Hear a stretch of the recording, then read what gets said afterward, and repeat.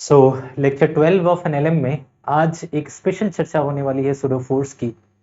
ये एक ऐसा टॉपिक है जिसको यूजुअली हम लोग बहुत ज़्यादा ढंग से नहीं कर पाते। या तो कॉन्सेप्चुअल क्लियरेंस उतनी अप टू मार्क नहीं रह पाती, कई बार प्रॉपर डिस्कशन नहीं होता, प्रॉपर न्यूमेरिकल्स की कमी रहती है, तो कहीं ना कहीं टेक्निकल कंफ्यूजिंग और उलझाव लगती है हमें। इसीलिए इस लेक्चर में आज मैंने डेडिकेट किया हुआ है इसको सूडो फोर्स के ऊपर। यहाँ आप कंप्लीट डिटेल समझने वाले हैं और साथ में 15 न्यूमेरिकल एग्जाम्पल भी करने वाले हैं। आपको फुल क्लैरिटी देने वाला है ये सूडो फोर्स के रिगार्डिंग। तो बड़ा ही इंटरेस्टिंग सा लेक्चर है, मज़ेदार, और एक फिक्शनस वर्चुअल फोर्स जिसको आप भूतिया फोर्स भी कहते हो या कह सकते हो। बड़ी शानदार कॉन्सेप्ट जो रियल में एग्जिस्ट नहीं करता बट मैथमेटिकल एप्लीकेशन में काफ़ी कमाल का है। तो उसकी चर्चा करने का टाइम आ गया है।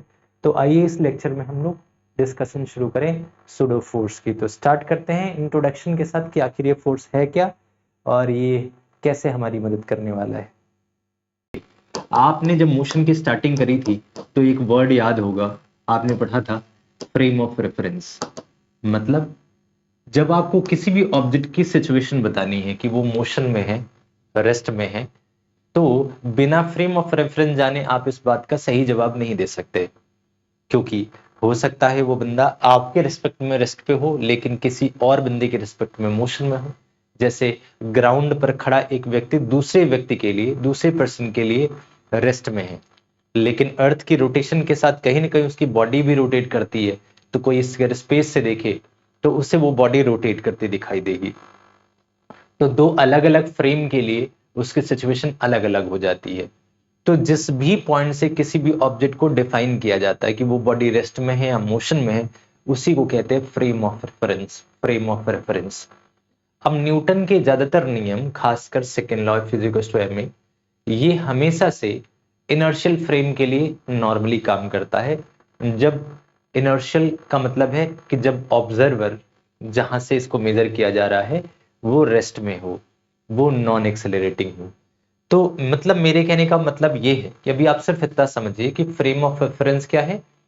एक पॉइंट ऑफ ऑब्जर्वेशन जो डिफाइन करने के काम में आता है कि कोई बॉडी रेस्ट में है या मोशन में है, उस फ्रेम के रेस्पेक्ट में, उसके खुद के रेस्पेक्ट में। अब ये जो फ्रेम ऑफ रेफरेंस है ये दो तरीके का होता है। एक जिसे आप कहते हो इनर्शियल फ्रेम ऑफ रेफरेंस, और जो दूसरा होता है इसे आप कहते हैं non inertial frame of reference. हम ज्यादातर जो भी न्यूटोनियन फिजिक्स है या न्यूटन की ज्यादातर बेसिक इक्वेशन हमेशा हम इनर्शियल फ्रेम के हिसाब से सोचते हैं। तो इनर्शियल का मतलब होता है non accelerating frame, non accelerating frame या नॉन एक्सेलरेटिंग ऑब्जर्वर। और नॉन इनर्शियल में एक्सेलरेटिंग फ्रेम, यानी एक ऐसा फ्रेम जो खुद एक्सेलरेट कर रहा हो। इसको चलिए एक दूसरे तरीके से समझते हैं, हालांकि प्रॉपर नहीं है पर विजुअलाइजेशन में काफी अच्छा है। सपोज आप स्टेशन पे हैं और आप बाहर प्लेटफॉर्म पर खड़े हैं, ट्रेन में कोई बंदा जा रहा है, तो अभी ट्रेन आपको जाती हुई दिख रही है तो आप बड़े आराम से कह सकते हैं कि ट्रेन इज मूविंग। लेकिन जब आप ट्रेन के अंदर हैं और वहां से बाहर की दुनिया को देखते हैं तो ऐसा लगता है कि बाहर की दुनिया मूव कर रही है। तो अब एक्चुअल में आप मूव कर रहे हो क्योंकि ट्रेन के अंदर हो, लेकिन आपको ऐसा लगता है खिड़की से देखने के बाद कि बाकी दुनिया पीछे की तरफ जा रही है। तो इस तरह के फ्रेम को, जहां ऑब्जर्वर खुद मूव कर रहा है लेकिन उसे रियलाइज नहीं हो रहा है, इसको मूविंग फ्रेम कहते हैं, मूविंग फ्रेम। और ये moving frame of reference non inertial तब बनता है जब ये एक्सेलरेट करने लग जाता है, जब हमें फोर्स लगाने की जरूरत पड़ती है। कांस्टेंट वेलोसिटी से चल रहा है तो आप मूविंग फ्रेम ऑफ रेफरेंस कह सकते हो, लेकिन जब ये एक्सेलरेट करता है तो आप इसे non inertial frame of reference कहते हो। अब इस non inertial frame of reference में कुछ दिक्कतें आती हैं। दिक्कतें किस तरह की आती हैं वो आप समझ लीजिए। फॉर एग्जाम्पल, मान लिया कि एक कार्ट है, एक कोई उसमें एक पेंडुलम है, सस्पेंडेड है। बहुत ही आराम से आपको समझना है, बड़ा ही मजा आने वाला है। और इसके अंदर ही कोई ऑब्जर्वर खड़ा है, इसके अंदर ही। अब सडन ये पूरी की पूरी जो कार्ट है वो एक्सेलरेट कर जाती है किसी एक्सेलरेशन ए से। एक्सेलरेट कर गई, ए एक्सेलरेशन से, तो ऑब्जर्वर भी उसके साथ ही मूव करेगा।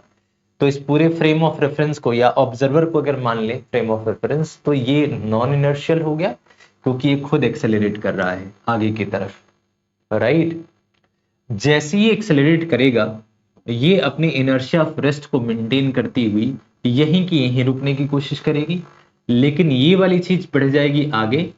अगर ये वाली चीज आगे बढ़ गई और ये यहीं का यहीं रह गया, यहीं का यहीं, तो अभी जो सिचुएशन दिखेगी वो कुछ इस तरीके से सिचुएशन देखने को मिलेगी। अभी लगेगा आपको कि ये जो सिचुएशन है, आपको कैसा लगेगा ओवरऑल, यहां आपको ये विजुलाइज होगा कि ये ऐसे हो रखा है, ऐसे तिरछा सा है। अगर कोई बाहर से इसको ऑब्जर्व कर रहा होगा इनर्शियल फ्रेम से, तो उसे ये चीज कोई दिक्कत नहीं लगेगी। उसे ये लगेगा कि हाँ, ये कार्ट आगे ए एक्सेलरेशन से बढ़ा है, ये अपनी इनर्शिया ऑफ रेस्ट को मेंटेन करने के लिए यहीं का यहीं। लेकिन जो बंदा अंदर बैठा है, उसे क्या दिखेगा, उसे ये इस तरीके से दिखेगी, इसको भी इस तरीके से दिखेगी, लेकिन इन दोनों में एक डिफरेंस है। इसके लिए रेस्ट विजुलाइज होगा कि अच्छा ये पहले भी यही था, अभी भी यही है। पर इसे क्या लगेगा कि ये तो मेरे पास यहां होना चाहिए था, पर ये पीछे की तरफ गया है। एक्चुअल में बंदा आगे की तरफ जा रहा होगा, लेकिन इसे ऐसा लगेगा कि ये जो बॉल है वो इससे पीछे की तरफ जा रहा है। फिर से समझिए, एक्चुअल में ये बंदा आगे गया है, लेकिन इसको विजुलाइज क्या होगा, इसको ऐसा एहसास होगा कि ये बॉल पीछे की तरफ गई है। जैसे नहीं होता कई बार कि आप बस में बैठे हैं या बस में खड़े हैं, कोई बंदा अचानक गिरा, बस वाले ने ब्रेक लगाया, तो आपके मुंह से क्या निकलता, अरे यार तुम्हारे ऊपर तो एक जोर सा धक्का सा लगा आगे की तरफ। या आप खुद गिरते हो तो आप कहते हो मेरे ऊपर एक जोर से फोर्स लगा। एक्चुअल में कोई फोर्स नहीं लगा। एक्चुअल में आपकी बॉडी मोशन में थी और मोशन को मेंटेन करी है, लेकिन आप अगर आगे गिरे हो तो आपके मुंह से यही निकलता है कि मेरे ऊपर एक जोर से धक्का सा लगा, मेरे ऊपर एक फोर्स सा लगा और मैं आगे की तरफ गिर गया। एक्चुअल में कोई फोर्स लगा क्या? नहीं लगा। लेकिन अपीयरेंस तो गिरने का आया ना, अपीयरेंस तो दूर जाने का आया ना। तो इस अपीयरेंस को अगर डिफाइन करना हो इस बंदे को, तो कहेगा हाँ भाई ये ए एक्सेलरेशन से पीछे गया है। तो इसके ऊपर जो इमेजिनरी, जिसकी वो कल्पना कर रहा है, अगर उसको बताता है कि इसके ऊपर फिर फोर्स कितना लगा है, तो वो कहता है कि इसका मास और एक्सेलरेशन। एक्चुअल में एक्सेलरेशन किसके ऊपर लगा है? इस ऑब्जर्वर के ऊपर, राइट साइड में। लेकिन ये क्या डिफाइन कर रहा है कि इस बॉल के ऊपर एक एक्सेलरेशन पीछे की तरफ गया है, पीछे की। इसी एक्सेलरेशन को, जो इमेजिनरी है, जो फिक्शन है, जो रियल में एग्जिस्ट नहीं कर रहा है, लेकिन क्योंकि इसको डिफाइन करना था कि ये पीछे गया तो किस फोर्स से गया, किस एक्सेलरेशन से गया, उसके लिए वो उसकी जो एक्सेलरेशन है उसने सामने वाले में अज्यूम कर ली। तो इसी एक्सेलरेशन को आप सुडो एक्सेलरेशन कह देते हो, सुडो एक्सेलरेशन, पहली बात। और ये जो इमेजिनरी फोर्स बैकवर्ड में लगी है, इसको आप सुडो फोर्स कह देते हैं। एक्चुअल में ऐसी कोई फोर्स एग्जिस्ट नहीं करती, इट इज नॉट रियल, ये एक वर्चुअल फोर्स है। और सत्य बात है, अगर इस भाई साहब को ये मैथमेटिकली इसकी मूवमेंट को डिफाइन करनी हो, तो ये क्या करेंगे, ये आगे की तरफ ही तो डिफाइन करेंगे कि हाँ ये पीछे की तरफ गई है। तो सुडो फोर्स के बारे में पहली बात ध्यान रखिए कि सुडो फोर्स कोई रियल फोर्स नहीं है, ये एक इमेजिनरी फोर्स है। इनर्शिया की वजह से लगने वाले सेगमेंट्स में काम करता है। जब भी कोई फ्रेम या ऑब्जर्वर खुद एक्सेलरेट करता है, तो जिस भी एक्सेलरेशन से वो एक्सेलरेट करता है, सुडो एक्सेलरेशन उसे ठीक अपोजिट मानी जाती है। दूसरी तरफ सेम एक्सेलरेशन लेना है, यानी कि जब सुडो फोर्स का मैग्नीट्यूड निकालना होगा, तो आप इस ऑब्जेक्ट के मास और इसकी एक्सेलरेशन के अपोजिट में एक्सेलरेशन सेम अमाउंट में लेना है, और इसी फोर्स का नाम होगा सुडो एक्सेलरेशन, जो कि इस मोमेंट को डिफाइन करने में हमारी क्या करेगा, मदद करेगा। तो आई होप आप इस बात को समझ पा रहे हैं डिटेल के साथ कि आखिर सुडो एक्सेलरेशन है क्या। तो इसके बारे में कुछ बेसिक से स्टेटमेंट लिखने हो तो हम इसमें लिख सकते हैं। सो आप ये दोनों पॉइंट कहीं ना कहीं समझ सकते हैं। मैंने पहले ही बता दिया कि सोलर फोर्स एक फिक्सियस फोर्स है, यानी वर्चुअल फोर्स है, और न्यूटन्स लॉ को वैलिडेट करने में नॉन इनर्शियल फ्रेम में कहीं ना कहीं ये काफी इंपॉर्टेंट रोल प्ले करता है। साथ ही कुछ नोट पॉइंट्स आपको ध्यान रखनी है कि pseudo force non inertial frame of reference में ही काम करेगा, और जब भी मैग्नीट्यूड निकालनी होगी तो जैसा मैंने कहा, मास उस ऑब्जेक्ट का और जो फ्रेम की एक्सेलरेशन है उससे अगर आप मल्टीप्लाई करोगे तो सुडो फोर्स का मैग्नीट्यूड निकल जाएगा। और तीसरा, आपको मैंने बता ही दी कि pseudo force always opposite direction में एक्ट करता है। किसके अपोजिट? एक्सेलरेशन ऑफ फ्रेम के opposite direction of acceleration of frame, acceleration of frame. ये तीन बातें आपको ध्यान रखनी है। अब एक मैथमेटिकल अप्रोच आपको समझाता हूं जो थोड़ा इंपॉर्टेंट है, आप इसको समझिए कि मैथमेटिकल सिस्टम से मान लिया हमारे पास सेम वही एक कार्ट है और इस कार्ट में एक सस्पेंडेड है पेंडुलम, और ये कार्ट एक्सेलरेशन ए के साथ मूव करता है, और यहां जो ऑब्जर्वर है वो रेस्ट में है। मतलब इनर्शियल फ्रेम जो कि पहले, आज से पहले होता आया था कि हम लोग हर जगह फ्रेम ऑफ रेफरेंस को इनर्शियल मानते थे। अब उसको ये साफ साफ दिख रहा है कि ये कार्ट आगे ए एक्सेलरेशन से जा रही है, इसका मास m है। तो अगर उसे पूछा जाएगा कि इसको मैथमेटिकली थोड़ा डिफाइन करो, तो वो आराम से कह सकता है कि हाँ जी, इसके अंदर जो भी एक्सेलरेशन है वो इस टेंशन की वजह से है। अगर ये टेंशन है और मान लो ये वाला एंगल थीटा है, तो फिर ये वाला एंगल थीटा हो जाएगा। तो इसको दो कंपोनेंट में डिस्ट्रीब्यूट कर सकते हैं, T cos theta and T sine theta.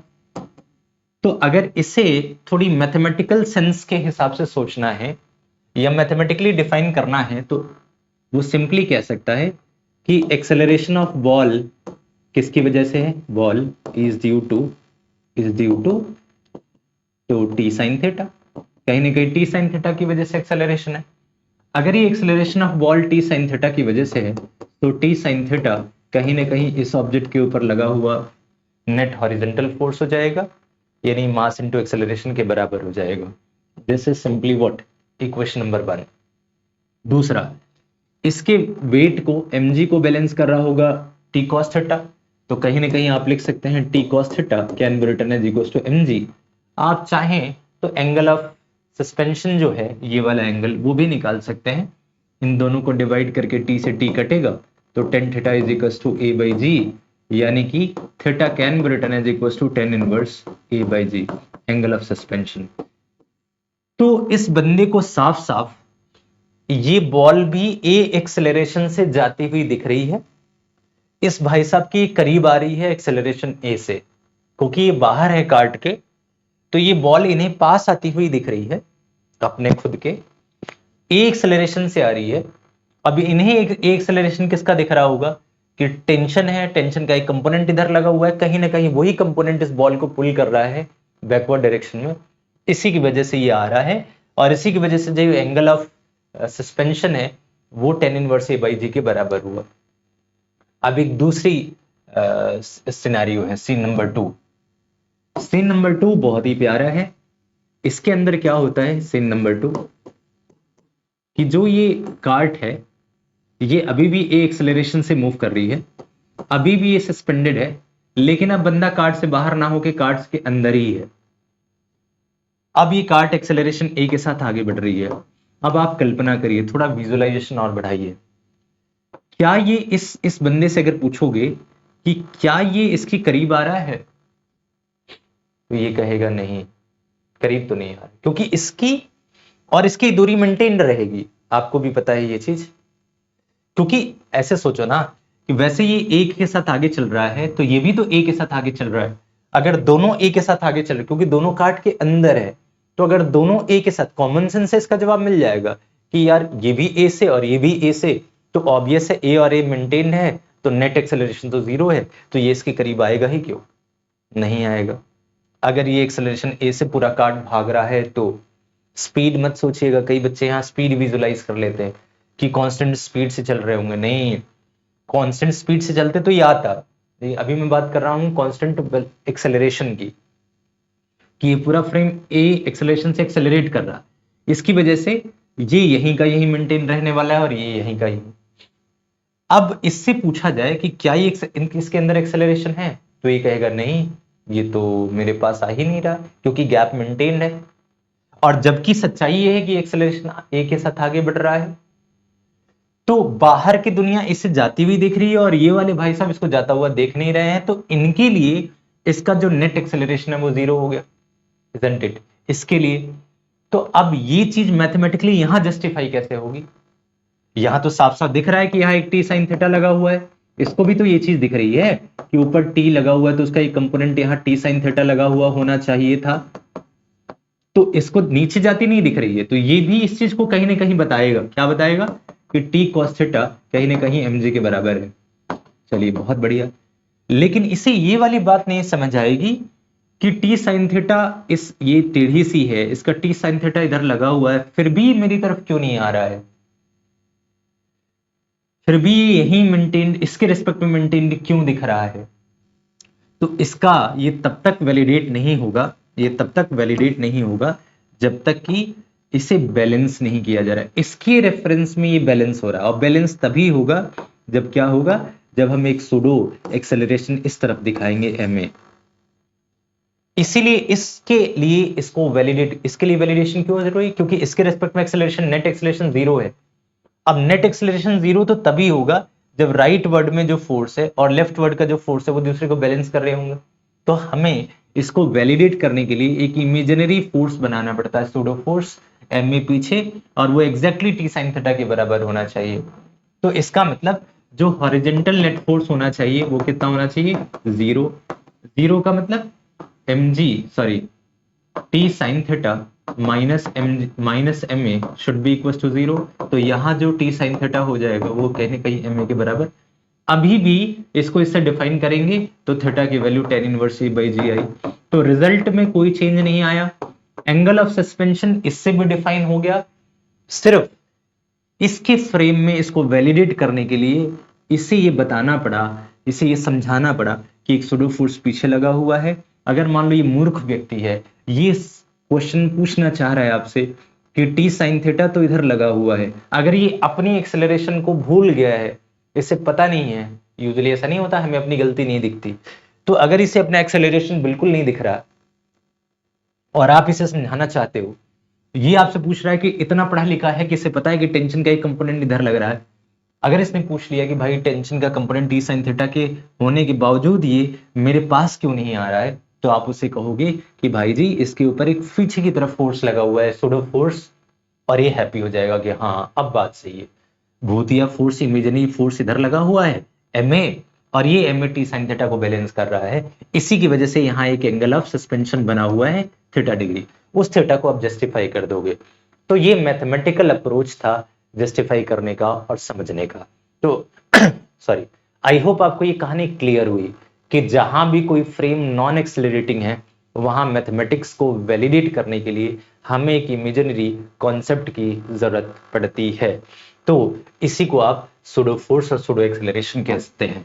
एक और इंटरेस्टिंग बात बताऊं, सूडो फोर्स का सबसे अच्छा एग्जांपल है सेंट्रीफ्यूगल फोर्स। आपको बताता हूं, मान लो एक बॉल है, उसको टाई किया गया है किसी थ्रेड से और वो गोल गोल घूम रहा है। अब आपको साफ साफ दिख रहा है कि ये थ्रेड इसको टी टी फोर्स से, यानी टेंशन वाली फोर्स से अंदर की तरफ पुल कर रहा है। आप इसको सेंट्रिपिटल फोर्स कह सकते हैं। हो सकता है धागे के थ्रू पुल किया जा रहा हो सकता है ग्रेविटेशन के थ्रू पुल किया जा रहा हो, जैसे प्लैनेट्स को सन पुल करते हैं। हो सकता है कि इलेक्ट्रॉन को न्यूक्लियस इलेक्ट्रोस्टैटिक फोर्स से पुल कर रहा हो सकता है फ्रिक्शन पुल कर रहा हो, कोई भी रियलिस्टिक फोर्स इसे पुल कर रहा है, फिर भी ये पास नहीं आ रहा है। सोचिए ये सॉरी, मैं आपसे कह रहा था कि अगर कोई भी ऑब्जेक्ट सर्कुलर मोशन में है तो ये प्रैक्टिकली ये टेंशन अंदर की तरफ लगा हुआ है, फिर भी ये अंदर नहीं आ रहा है, फिर भी ये अंदर नहीं आ रहा है। अब आपको कारण इसका पता है, क्योंकि वेलोसिटी की वजह से ये बाहर निकलना चाह रहा है, लगातार ये बाहर, तो टेंशन इसे पुल करके यहां ले आ रहा है, फिर जब ये यहां है तो यहां जाना चाह रहा है तो टेंशन पुल कर रहा है। मतलब वेलोसिटी की वजह से आउटसाइड जाना चाह रहा है और इसको ये लगातार पुल कर रहा है, तो वेलोसिटी के चेंज करने में ये अमाउंट खर्च हो रहा है। लेकिन अगर किसी को, यहां बैठे व्यक्ति को जस्टिफाई करना चाहोगे कि टेंशन के अपोजिट कोई फोर्स लगना चाहिए तभी तो ये यही मेंटेन है, पोजीशन वाइज अगर देखें तो टेंशन लगने के बावजूद भी इसकी पोजीशन यही है, तो आप कहोगे कि इसका मतलब इस टेंशन को बैलेंस करने वाला एक फोर्स होना चाहिए, उसी को कहते हैं सेंट्रीफ्यूगल फोर्स। सेंट्रीफ्यूगल फोर्स जो सेंटर से आउटसाइड लगे, क्योंकि टुवर्ड्स द सेंटर तो टेंशन है, इस टेंशन को आप कह सकते हो सेंट्रीपिटल फोर्स, सेंट्रीपिटल फोर्स। और इसको कह सकते हो सेंट्रीफ्यूगल फोर्स। तो जो अमाउंट है सेंट्रीपिटल का mv²/r जिसका हमने पढ़ा है, वो अमाउंट सेंट्रीफ्यूगल का भी माना जा सकता है, क्योंकि वो अमाउंट को बैलेंस कर रहा है टेंशन T। इसी वजह से ना ही अंदर जा रहा है ना ही ये बाहर जा रहा है। तो आउटसाइड कोई फोर्स है नहीं, बस इस mv²/r यानी कि सेंट्रीफ्यूगल को एक सूडो फोर्स, एक इमेजिनरी फोर्स माना जा रहा है, जो कि इस टेंशन को बैलेंस करके इस फ्रेम में सेट कर रहा है। तो मैथमेटिक जस्टिफाई हो रही है, तो इसके लिए हमें इंट्रोड्यूस करना पड़ा सेंट्रीफ्यूगल फोर्स। तो एक और बात यहां आप ध्यान रखिए कि अब रिवॉल्विंग फ्रेम ऑफ रेफरेंस भी अगर आपसे कहीं भी पूछा जा रहा है तो इसको भी नॉन इनर्शियल कहना है। अगर आपसे पूछा जाता है कि नॉन इनर्शियल फ्रेम कौन कौन से होते हैं, क्या कोई कांस्टेंट स्पीड से चलता हुआ ऑब्जेक्ट भी नॉन इनर्शियल कहला सकता है, तो आप कह सकते हैं हाँ, अगर वो सर्कुलर मोशन में है तो, क्योंकि सर्कुलर मोशन का पार्टिकल सेंट्रीपिटल एक्सेलरेशन के इन्फ्लुएंस में, और जहां सेंट्रीपिटल एक्सेलरेशन लग रहा है वहां सेंट्रीफ्यूगल भी कहीं ना कहीं लगा होगा, अगर वो बॉडी वही मेंटेन्ड है तो अगर आपको ऑलवेज ध्यान रखना है कि या तो कोई लीनियर ऑब्जेक्ट चल रहा है तो एक्सेलरेट करेगा तो नॉन इनर्शियल कहा जाएगा, या अगर वो कांस्टेंट स्पीड से चल रहा है लेकिन वो सर्कुलर पाथ में चल रहा है तब भी वो नॉन इनर्शियल कहा जाएगा, क्योंकि सर्कुलर पाथ में चाहे वो कांस्टेंट स्पीड से चल रहा हो एक एक्सेलरेशन के इन्फ्लुएंस में है, इसलिए उसको नॉन इनर्शियल कहा जाएगा। तो ये लाइन भी आपको ध्यान रखनी है, थ्योरेटिकल में क्वेश्चन आ सकता है। तो आई होप आप सूडो फोर्स के बारे में एक बेसिक बात पता लगी कि मैथमेटिकल जस्टिफिकेशन के लिए हमने इसको यूज किया और प्रैक्टिकली हमारे बहुत काम आता है। तो 3 पॉइंट्स मैंने कहे थे सूडो फोर्स के बारे में, आई होप आपको तीनों पॉइंट्स ध्यान है। अब वक्त है कि सूडो फोर्स के ऊपर न्यूमेरिकल विजुअलाइज करने का, कि आखिर इसमें न्यूमेरिकल किस किस तरीके से पूछे जा सकते हैं। और बाकी ये 3 पॉइंट्स तो आपको ध्यान है कि ऑपोजिट है, मैग्नीट्यूड, मास और एक्सेलरेशन ऑफ फ्रेम के बराबर लेना है और ऑलवेज अपोजिट एक्ट करता है। तो आइए वन बाय वन हम कुछ क्वेश्चंस की तरफ बढ़ते हैं। सो आपके सामने पहला क्वेश्चन है, एक अरेंजमेंट है और इस सिस्टम में एक वेज है, ये एक फिक्स वेज है, सॉरी फिक्स्ड इंक्लाइन है और उसके ऊपर एक वेज है, और ये जो वेज है वो थोड़ा नीचे की तरफ स्लिप कर रहा है, नीचे की तरफ slipping down with block A. Now the question asks the direction of pseudo force acting on A, यानी इसके ऊपर जो pseudo force लग रहा होगा उसकी डायरेक्शन क्या है। तो पीछे वाले न्यूमेरिकल के अकॉर्डिंग आप विजुअलाइज कर सकते हैं। सोचिए अगर ये नीचे की तरफ स्लिप कर रहा होगा तो इसकी जो भी एक्सेलरेशन होगी वो नीचे की तरफ होगी इस वेज की। तो इनर्शिया की वजह से ये ऑब्जेक्ट यही रहना चाहेगा, ये सर यही रहने की कोशिश करेगा। यही रहने का मतलब इसके ऊपर जो इमेजिनरी फोर्स लगा होगा वो कहीं ना कहीं ऊपर की तरफ लगा होगा, ऐसे अप साइड, क्योंकि अगर वेज नीचे जा रहा है तो ये यही रहेगा। तो वेज के रिस्पेक्ट में तो ऐसा माना जाएगा कि ये ऊपर की तरफ जा रहा है, इसका मतलब सूडो एक्सेलरेशन एग्जैक्टली ऊपर, इसका मतलब जो सूडो फोर्स होगा वो इंक्लाइन प्लेन के अलोंग ही होगा, लेकिन कैसा होगा, ऊपर की तरफ। तो बहुत ही सिंपल सा क्वेश्चन है। तो आप ये कह सकते हैं upward, downward, along inclined plane upward and along inclined plane downward। तो ऑब्वियसली ऑप्शन नंबर कौन सा हो जाएगा, third one is the correct one. तो आपने देखा डायरेक्शन से जुड़ा हुआ एक क्वेश्चन था कि सूडो फोर्स की सही डायरेक्शन क्या है। एक और क्वेश्चन है, 2-3 क्वेश्चन थोड़े इजी है, थ्योरी बेस्ड। लिखा है select the correct statement regarding pseudo force. आप इस क्वेश्चन को पॉज करके पढ़िए और फिर आंसर निकालिए, फिर मैच करिए। सो सूडो फोर्स के बारे में आपको बताना था एक correct statement, it is electromagnetic in origin. नहीं, ये फ्रिक्शन तो है नहीं जिसका सोर्स इलेक्ट्रोमैग्नेटिक हो, तो वो ये बात सही नहीं है। Newton third law is applicable for it, इसके लिए Newton's every action has an equal and opposite reaction. तीसरा लिखा है इट इज फंडामेंटल फोर्स, ये भी सही नहीं है। और चौथा लिखा है it used to make Newton's law applicable in non inertial frame, जो कि एक सही जवाब है, आप भी जानते हो।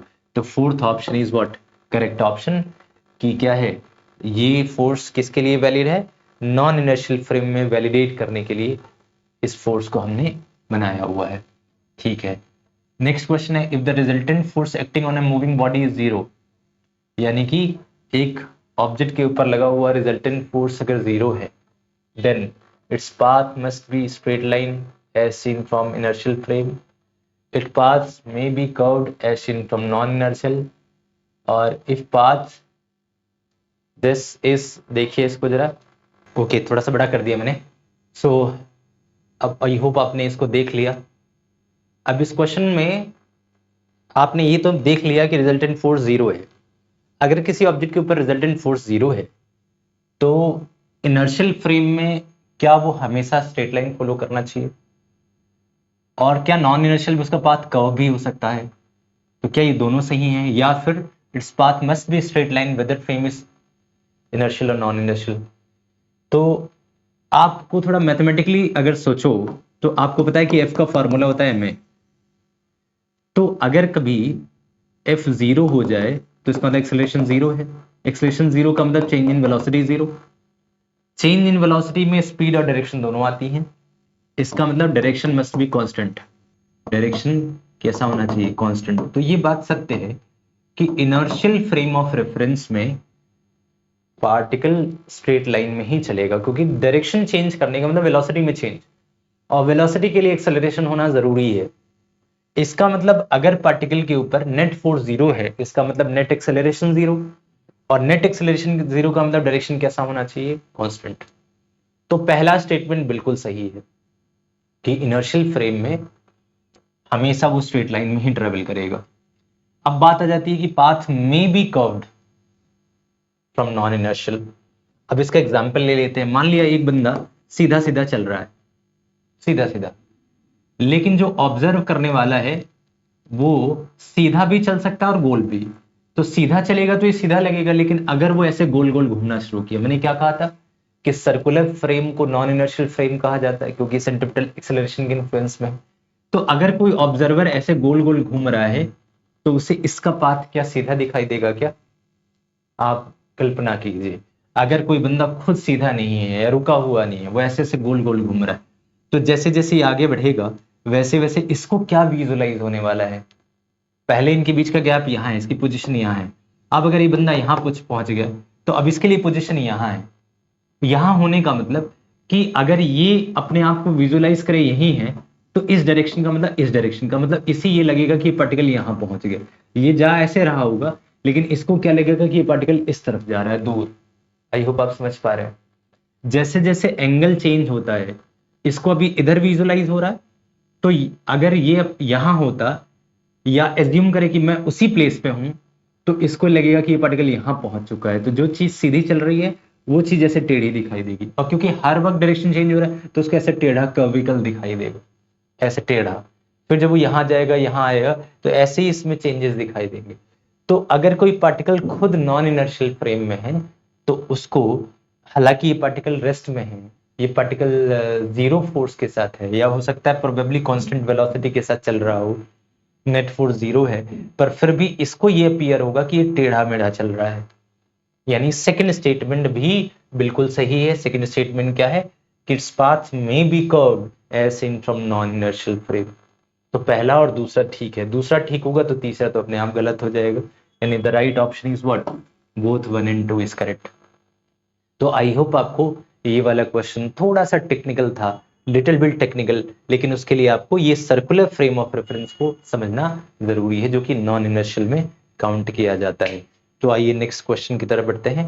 नेक्स्ट क्वेश्चन आप थोड़ा थोड़ा न्यूमेरिकल की तरफ शिफ्ट हो रहे हैं। क्वेश्चन नंबर 4 है, लिखा हुआ smooth massless wedge is pushed by horizontal force F, यानी इसको हमने एफ फोर्स लगाया हुआ है। अब क्वेश्चन ये है कि अगर एफ ग्रेटर देन 0 हुआ then N is less than m ji cos theta. ये चार अलग अलग ऑप्शंस है, थोड़ा इन ऑप्शंस को आप एक बार एक्सप्लोर करिए। ओके, तो थोड़ा मल्टीपल करेक्ट ऑप्शन हो सकता है इसमें, और आपको ये पता लगाना है कि इसमें से कौन कौन सा करेक्ट ऑप्शन है। एक बार सीन फिर से विजुलाइज कर लेते हैं। ये स्मूथ मासलेस वेज है और इसके ऊपर एक फोर्स एफ लगा हुआ है, हॉरिजॉन्टल फोर्स, और ये ध्यान रखिएगा ये सरफेस भी स्मूथ है, मतलब यहां कोई भी फ्रिक्शन नहीं है इस सरफेस के ऊपर भी, और ये वेज रेस्ट में नहीं है, मतलब रेस्ट में हो सकता है नहीं हो सकता वो देखना है, पर स्मूथ सरफेस के ऊपर रखा हुआ है, और यहाँ मास एम है जिसको छोड़ा और एक एफ फोर्स लगा हुआ है।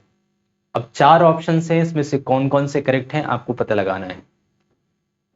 तो आप में से ज़्यादातर बच्चे, आप इसको पॉज करके 2 मिनट सोच सकते हैं, सारी सीन्स को विजुलाइज कर सकते हैं। मैं उम्मीद करता हूँ आपने इसको कर लिया होगा, थोड़ा ध्यान से देख लिया होगा। तो आइए समझते हैं इसको। अब अगर आपने वेज के ऊपर ये मान लिया कि इसका मास m है और ये थीटा है, तो इसके दो कंपोनेंट बनेंगे, ऑब्वियस ये भी थीटा हो जाएगा। तो अगर mg नीचे है तो ऐसा लगेगा mg cos थीटा, और इस तरफ लगेगा mg sin थीटा। अब मैंने ये कहा है कि ये वेज भी और ये सरफेस भी स्मूथ है, इसका मतलब आपको ये बिल्कुल नहीं सोचना है कि ये वाले भाई साहब यहीं रेस्ट में रहने के लिए हैं, नहीं, ये मूव भी कर सकते हैं।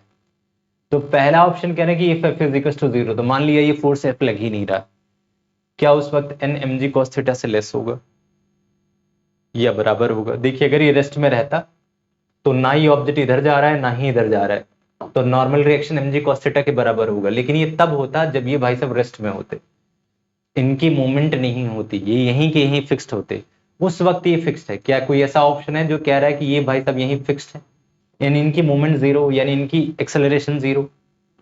तो थर्ड ऑप्शन देखिए, if is equal to 0 then N is equal to M G cos theta. तो थर्ड ऑप्शन तो पहले ही क्लियर हो गया कि अगर ये किसी भी तरीके से रेस्ट पर रहे तो ये ऑब्जेक्ट ना नीचे जा रहा है ना ही ऊपर उड़ रहा है, इसका मतलब एम जी कॉस थीटा को बैलेंस नॉर्मल रिएक्शन कर रहा है, इसका मतलब नॉर्मल रिएक्शन एम जी कॉस थीटा के बराबर है।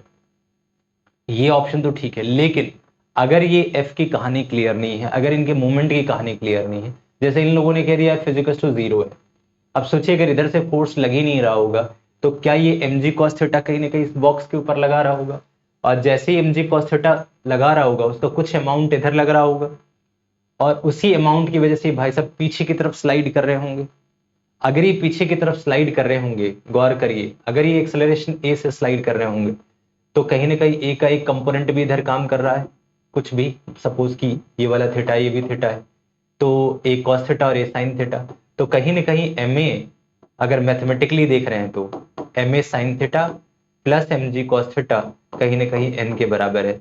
तो अगर आपसे पूछा जाएगा, इसको थोड़ा नॉर्मली सोचिए कि अगर ये भाई साहब पीछे की तरफ जा रहे हैं ए साइन थीटा से, इधर जा रहे हैं एम ए कॉस थीटा से, तो पहले जो नॉर्मल रिएक्शन लग रहा था ऊपर की तरफ, क्या वो एम जी कॉस थीटा के बराबर ही लगेगा या उससे कम लगेगा, क्योंकि ये ऑब्जेक्ट पीछे की तरफ स्लाइड कर रहा है।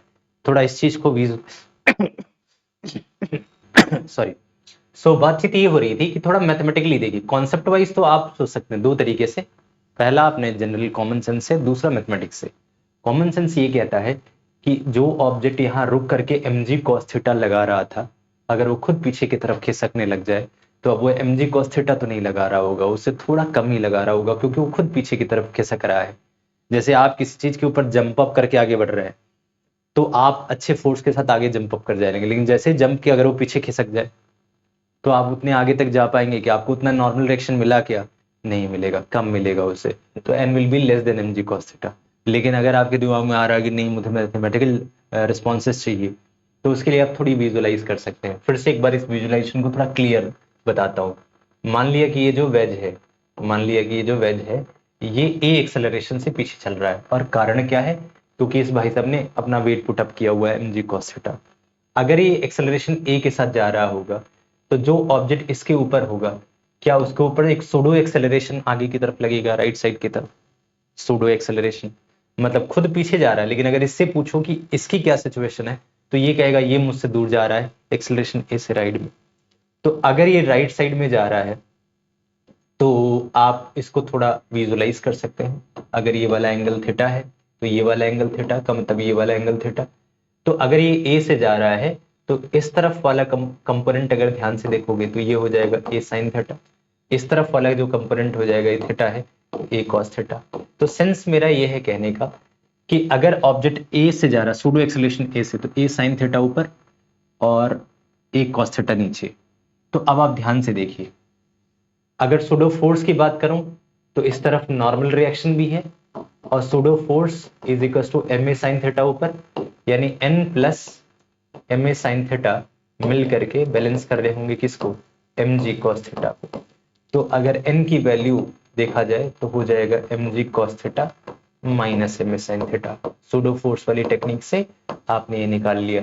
तो मुझे बताइए क्या ये n mg cos थीटा के बराबर है या mg cos थीटा में से माइनस जो वैल्यू करेंगे रिड्यूस्ड वैल्यू होगी उसके बराबर है। तो आई होप आप समझ गए इस पूरे खेल को।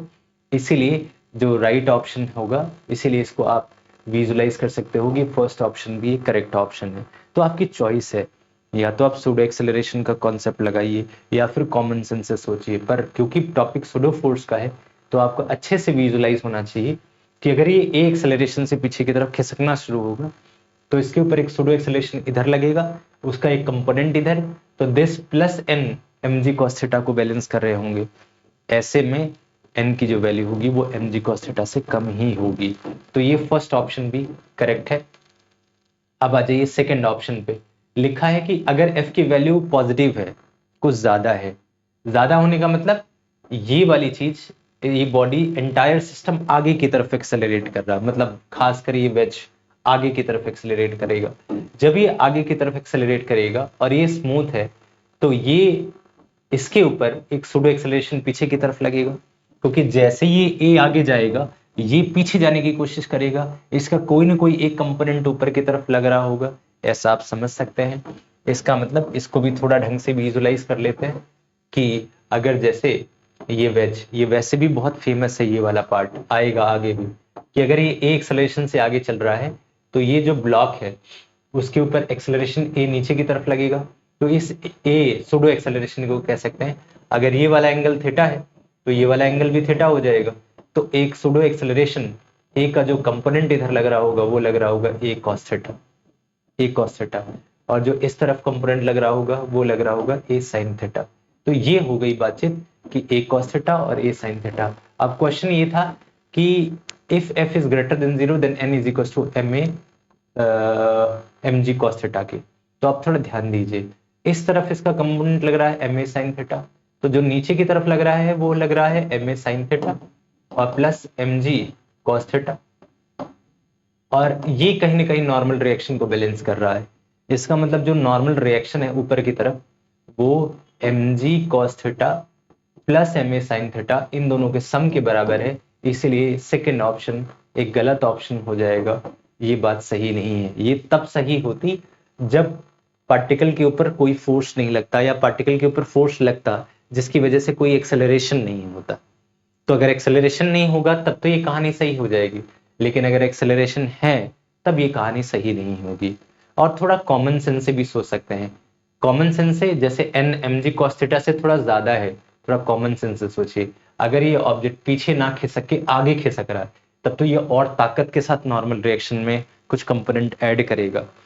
तो अगर पहले केवल mg cos थीटा को बैलेंस कर रहा था, लेकिन अब अगर ये एक्सेलरेशन ए से जा रहा है तो उसका भी एक कंपोनेंट ऐड ऑन हो रहा है, तो नॉर्मल रिएक्शन ज्यादा पावरफुल हो रहा है, दोनों की बराबरी का हो रहा है।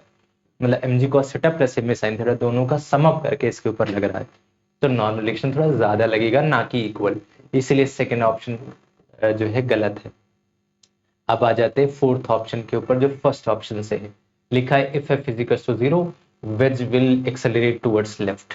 अच्छा जी, अगर ये 0 हो गया तो वेज लेफ्ट की तरफ एक्सेलरेट करेगा, बिल्कुल सही जवाब है, क्योंकि mg cos थीटा जो इधर लग रहा है उसका कुछ ना कुछ हिस्सा इस तरफ लग रहा है कंपोनेंट, वो इसको लेफ्ट की तरफ एक्सेलरेट करा देगा, तो वेज एक्सेलरेट करेगा लेफ्ट की तरफ। तो फोर्थ ऑप्शन भी एक करेक्ट ऑप्शन है। आप अपने तरीके से इसको विजुलाइज करिएगा प्लीज, कहीं कोई प्रॉब्लम होगी तो आप मुझे बताइएगा। तो आई होप कि आपको ये चारों ऑप्शंस बिल्कुल क्लैरिटी के साथ समझ आ गए। कहीं ना कहीं इनको विजुलाइज करने के लिए हमने सूडो फोर्स के कनेक्शन को सोचना जरूरी है। तो फर्स्ट, थर्ड एंड फोर्थ इस क्वेश्चन में जो सही ऑप्शन है वो 3 है, तीनों ऑप्शंस करेक्ट हैं। सेकेंड ऑप्शन गलत है इसका। तो आई होप आपको क्वेश्चन नंबर 4 अच्छे से क्लियर हुआ। आइए क्वेश्चन नंबर 5 की तरफ बढ़ते हैं बच्चों। क्वेश्चन नंबर 5 में है two block of masses 2 kg 4 kg hanging with the help of massless string passing over ideal pulley inside an elevator. The elevator is moving upward with acceleration g by 2. The tension in the string connected between the block and this. बहुत ही प्यारा question. सबसे बड़ा point है आपके लिए figure बनाने का। अगर आप फिगर बनाएंगे तो आपको ज्यादा क्लैरिटी के साथ चीजें समझ आ जाएंगी। थोड़ा बड़ा कर देता हूं, आपके लिए थोड़ा और आसान हो जाएगा क्वेश्चंस को समझना। अब 2 kg एंड 4 kg एक मासलेस स्ट्रिंग के साथ सस्पेंडेड है। आप समझिए ये एक एलिवेटर है। इस सीन को आप खुद भी बना सकते हैं और विजुलाइज कर सकते हैं इसको, तो बिना किसी प्रॉब्लम के मैं फिर भी यहाँ प्लॉट कर देता हूँ इस सीन को। यहाँ ऐसे पुली है, एक ब्लॉक ऐसे है और एक ब्लॉक ऐसे। ये हो सकता है 2 kg हो और ये हो सकता है 4 kg हो। पॉज करके आप इसको देख लेना। अब प्रॉब्लम आज से पहले ये है, इन्होंने पूछा है कि the tension in the string. अब ऐसे सिस्टम में आपको शायद, मैं उम्मीद करता हूं कि आपने वो सारे लेक्चर्स देखे हुए हैं जिसमें टेंशन निकाला जाता है। ये स्टैंडर्ड फार्मूला है। टू मास बॉडीज किसी फिक्स्ड पुली सिस्टम से कनेक्टेड हो तो ये टेंशन का फार्मूला होता है, एज वी नो दैट, जैसे कि आप जानते हैं। अब जैसा मैं हमेशा कहता हूँ, पॉज करके देख लो, पहले खुद ट्राई कर लो, फिर सॉल्यूशन की तरफ देखना। अब क्वेश्चन ये है कि अभी ये जो एलिवेटर है वो रेस्ट पर नहीं है। ये लिखा हुआ the elevator is moving upward with g/2, यानी ये ऊपर की तरफ जा रहा है एक सर्टेन एक्सेलरेशन g/2 से। तो ये तब होता है जब रेस्ट में है, अदरवाइज आप ध्यान रखिएगा, अदरवाइज इस g की जगह ना हमेशा नेट एक्सेलरेशन होना चाहिए, क्योंकि जब पार्टिकल रेस्ट पर है तो उसके बॉडीज के ऊपर जो इफेक्टिव एक्सेलरेशन लग रही है वो g लगती है, इसलिए यहाँ g ले लिया जाता है। अदरवाइज यहाँ हमेशा नेट एक्सेलरेशन ए नेट होना चाहिए। तो बस इसको थोड़ा करेक्ट कर लेना। मूवेबल फ्रेम में जब आप होगे तो आपको ये चीज काफी काम करेगी। अब जब ये सिस्टम g/2 से नीचे जा रहा है, सॉरी ऊपर की तरफ जा रहा है, तो ये क्वेश्चन बड़ा इंपॉर्टेंट बन जाता है कि फिर सूडो एक्सेलरेशन कितना। अब आप ध्यान से देखिए, वैसे नॉर्मली g तो काम करता ही करता है। जैसे ही ये पूरा सिस्टम ऊपर की तरफ g/2 से करेगा तो इस सिस्टम के ऊपर क्या एक सूडो एक्सेलरेशन g/2 नीचे काम करेगा। ध्यान रखिए, सूडो एक्सेलरेशन नीचे की तरफ काम करेगा। ये बहुत इंपॉर्टेंट बात बता रहा हूं आपको। आप ये मत सोचिए कि g नीचे g/2 ऊपर, ऐसा नहीं होता। अगर ये पूरा फ्रेम के ऊपर ग्रेविटी नीचे तो ले जाना चाह ही रही थी, जैसे इस फ्रेम को g/2 से ऊपर ले जाने की कोशिश करी गई, ये सिस्टम नीचे ही रहना चाहता है, इनर्शिया को मेंटेन करना चाहता है। किस एक्सेलरेशन से? g/2 से। तो अगर ये g तो पहले ही था प्लस g/2, तो जो इफेक्टिव ए नेट हो जाएगा वो हो जाएगा g प्लस g/2, यानी कि हो जाएगा 3g/2। 3g/2 इसका आप ध्यान रखिएगा। यानी जो नेट एक्सेलरेशन का फॉर्मूला, ये बाकी सब सिचुएशन सेम रहेगी, बस यहाँ नेट एक्सेलरेशन की जगह 3g/2 यानी 1.5 टाइम्स ऑफ g आपको यहाँ प्लेस कर लेना है। तो g तो पहले भी था, अब 3/2 एड ऑन हो जाएगा, तो टेंशन का फॉर्मूला कितना हो जाएगा? 3/2 ऑफ 2m1m2 और upon m1 plus m2 times of g। बाकी आप सॉल्व करके इसका आंसर निकाल सकते हैं। चाहो तो 2 से 2 काट लो, m1 m2। अब क्योंकि 2 और 4 के g दे रखा है तो आराम से आप निकाल सकते हैं 2 इंटू 4 और इंटू जी की वैल्यू 10 और इंटू ये वाला 3, यहाँ 3 हो जाएगा और 2 प्लस 4 यानी 6। तो 10 3 30, 2 60 और 60 और इंटू 4 240 डिवाइड बाई 6।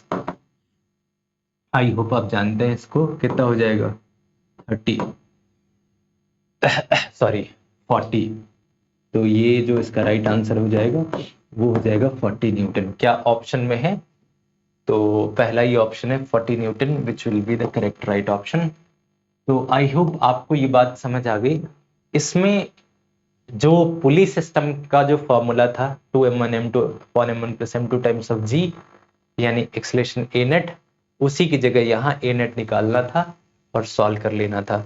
तो ये सूडो एक्सेलरेशन वाला कॉन्सेप्ट ज्यादा इंपॉर्टेंट था, नहीं तो ज्यादातर बच्चे इसमें g माइनस g/2 कर देते कि g नीचे g/2 ऊपर, तो effective acceleration g minus g/2। ऐसा नहीं करना है, आपको ऑलवेज ध्यान रखना है कि g प्लस g/2 होगा और इसका जो राइट आंसर होगा वो कहीं ना कहीं 40 न्यूटन होगा। आइए नेक्स्ट क्वेश्चन की तरफ बढ़ते हैं। और नेक्स्ट क्वेश्चन में क्वेश्चन है कि man of mass m is standing on elevator moving downward. Same अभी जो थोड़ी देर पहले क्वेश्चन किया था, लास्ट क्वेश्चन में ही इवन देखिए, इसमें ये जो बॉडी की एक्सेलरेशन थी वो कहीं ना कहीं अपवर्ड एक्सेलरेशन थी, moving upward with acceleration g/2। इसी में मान लिया अगर डाउनवर्ड होता जैसे इन्होंने कहा acceleration downward, the force exerted by the bottom of the surface on elevator is. तो अगर कोई मान लीजिए ये बॉटम है और इस सिनेरियो में अगर कोई ऑब्जेक्ट यहाँ है और इन्होंने कहा कि ये पूरा का पूरा एलिवेटर g/4 से डाउनवर्ड आ रहा है, तो इस ऑब्जेक्ट के ऊपर, क्योंकि इसका नीचे वाला सरफेस g/4 से नीचे आएगा, तो इसके ऊपर जो सूडो एक्सेलरेशन लगेगा वो g/4 मान सकते हैं। एक तरीके से देखिए तो ये वाला सरफेस अब इसे दबा नहीं रहा, इसे छोड़ करके भाग रहा है। किस एक्सेलरेशन से भाग रहा है? g के 1/4 से। तो आप इसको दूसरे तरीके से विजुअलाइज कर सकते हो कि अगर ये सरफेस g/4 से नीचे जा रहा है, इसका मतलब आप इसको रेस्ट मान लो और उसके रिस्पेक्ट में इसको देखो कि ये g/4 से ऊपर जाएगा। बात एक ही है, ये यही है, ये नीचे जा रहा है, या ये रुका हुआ है, ये ऊपर जा रहा है। तो अभी g तो नीचे लगेगा ही लगेगा, नीचे की तरफ g/4 ऊपर लगेगा, तो जो एक्सेलरेशन नेट हो जाएगा वो आप जानते हैं कितना, g - g/4, इसका मतलब 4g - g का मतलब 3g/4, ये एक्सेलरेशन नेट हो जाएगा। तो अगर आपसे पूछा जाए कि कितना फोर्स यहां से लग रहा होगा, तो force can be written as equal to mass into acceleration net, यानी कि m और इनटू 3g/4। तो आप आराम से इसको निकाल सकते हैं, कितना, mag/4 is equal to 3mg/4 will be the right answer. तो 3mg/4 first option correct option है। तो सूडो एक्सेलरेशन में आई होप आप समझ गए। जब भी किसी रिएक्शन फोर्स, जब भी किसी लिफ्ट के केस में पूछे जाए, शायद आपने ये पहले भी किया हुआ है अलग तरीके से, कि जब ऊपर की तरफ ऑब्जेक्ट जा रहा है, पूरा फ्रेम एक्सेलरेट कर रहा है, तो r is equal to mg plus ma होता है और नीचे की तरफ mg माइनस ma होता है। तो उसी g माइनस g/4 किया हुआ है, acceleration a g minus a g/4। तो उस मेथड से भी आप सोच सकते हो। बाकी यहाँ सूडो वाले मेथड से सोचो तो ज्यादा अच्छा है, थोड़ा विजुअलाइजेशन ज्यादा अच्छा रहता है अगर आप सूडो के फ्रेम से सोचते हो तो आई होप आपको क्वेश्चन नंबर 6 भी बहुत अच्छे से क्लियर हुआ। नेक्स्ट अगर हम क्वेश्चन नंबर 7 देखें तो ये इसी से रिलेटेड है। लिखा है कि a block of mass m kept on a weighing machine inside elevator और elevator is retarding upward by acceleration a metre per second square. यानी कि एलिवेटर अब क्या हो रहा है, ये एलिवेटर ऊपर की तरफ जा रहा है a metre per second square से, और इसके अंदर कोई वेइंग मशीन रखी हुई है और इसके ऊपर कोई मास ऑब्जेक्ट m रखा हुआ है। तो पूछा है कि the reading of the weighing machine in kgf। Okay, तो एक तो प्रॉब्लम ये है कि आपको रीडिंग तो बतानी है लेकिन kgf में बतानी है। तो यहाँ दो प्रॉब्लम्स हैं जिसका ध्यान रखना है। तो जरा आइए सबसे पहले समझते हैं कि नेट एक्सेलरेशन कितना हो जाएगा। तो अब आप जानते हैं कि g नीचे और सूडो एक्सेलरेशन a हो जाएगा नीचे की तरफ, क्योंकि ये पूरा एलिवेटर a से ऊपर जा रहा है, तो इस ऑब्जेक्ट के ऊपर, इस बॉक्स के ऊपर a सूडो एक्सेलरेशन नीचे लगेगा, तो जो नेट एक्सेलरेशन हो जाएगा वो हो जाएगा g plus a। I hope आपको ये वाली कहानी पहले क्लियर है कि अगर ये पूरा फ्रेम a से ऊपर जा रहा है तो सूडो एक्सेलरेशन a से नीचे लगेगा और g पहले से ही नीचे है, तो जो नेट एक्सेलरेशन हो जाएगा वो g प्लस a। तो अगर आपसे पूछा जाए कि बताओ फोर्स कितना, रिएक्शन फोर्स कितना, तो आप कह सकते हैं mg plus a, isn't it, ये वाली बात होगी। अब इसमें एक नई बात, ये तो फोर्स की रीडिंग है, यानी रीडिंग अबाउट वेट, लेकिन अगर kgf में बताना है, kgf का मतलब होता है मास इक्विवेलेंस। यानी कि जब हम लोग कभी भी कोई भी रिप्लाई kgf में रहते हैं, मान लो कोई ऑब्जेक्ट का मास 70 kg है, तो आप चाहो तो जब आपसे वेट पूछा जाएगा तो आप लिख सकते हो kgf। अगर आपने g से मल्टीप्लाई नहीं करनी है, वैसे वेट का फॉर्मूला होता है mg, लेकिन जब आप केवल m बताते हो और g की वैल्यू से मल्टीप्लाई नहीं करते हो, तो फिर आप इस मास की इक्विवेलेंस को आगे यूनिट में kgf लिख सकते हो। kgf वेट की यूनिट है। वैसे तो वेट एक फोर्स है जिसकी यूनिट न्यूटन में होनी चाहिए, तो अगर आप न्यूटन में रखते हो तो मास को g से मल्टीप्लाई करना पड़ेगा, चाहे आप 9.8 से करो चाहे आप 10 से करो। तो अगर आप बिना मल्टीप्लाई करे उसका सिर्फ मास इक्विवेलेंस रखना चाहते हो तो आपके पास दो ऑप्शन है, या तो आप kgwt लिखो या फिर kgf लिखो। kgf का मतलब सिर्फ मास इक्विवेलेंस। तो अगर इसमें से जैसे ये तो हो गया मास इक्विवेलेंस इनटू जी की value, mass equivalence into G is equal to M G plus A. तो मैं आपसे क्या कहना चाह रहा हूं कि अगर आपको सिर्फ मास इक्विवेलेंस बताना है तो आपको जी से डिवाइड करना पड़ेगा। जैसे मान लो जी की वैल्यू 10 है और किसी ने वेट बताया 700 न्यूटन, आपसे कहा जाए नहीं न्यूटन में नहीं केजीएफ में बताओ, तो आपको जी से डिवाइड करना पड़ेगा। तो 700 डिवाइड बाई जी, जी का मतलब 10, तो आ जाएगा 70 केजीएफ। आई होप आप इसको समझ पा रहे हैं कि कितना आ जाएगा 70 केजीएफ। तो जी से डिवाइड करने से वो आंसर मास इक्विवेलेंस में आ जाता है। हमें सिर्फ मास चाहिए, जी के फॉर्म में नहीं चाहिए, तो इसीलिए जी से डिवाइड करना पड़ता है। तो अगर आप इसको जी से डिवाइड करोगे तो ये हो जाएगा M G plus A divide by G.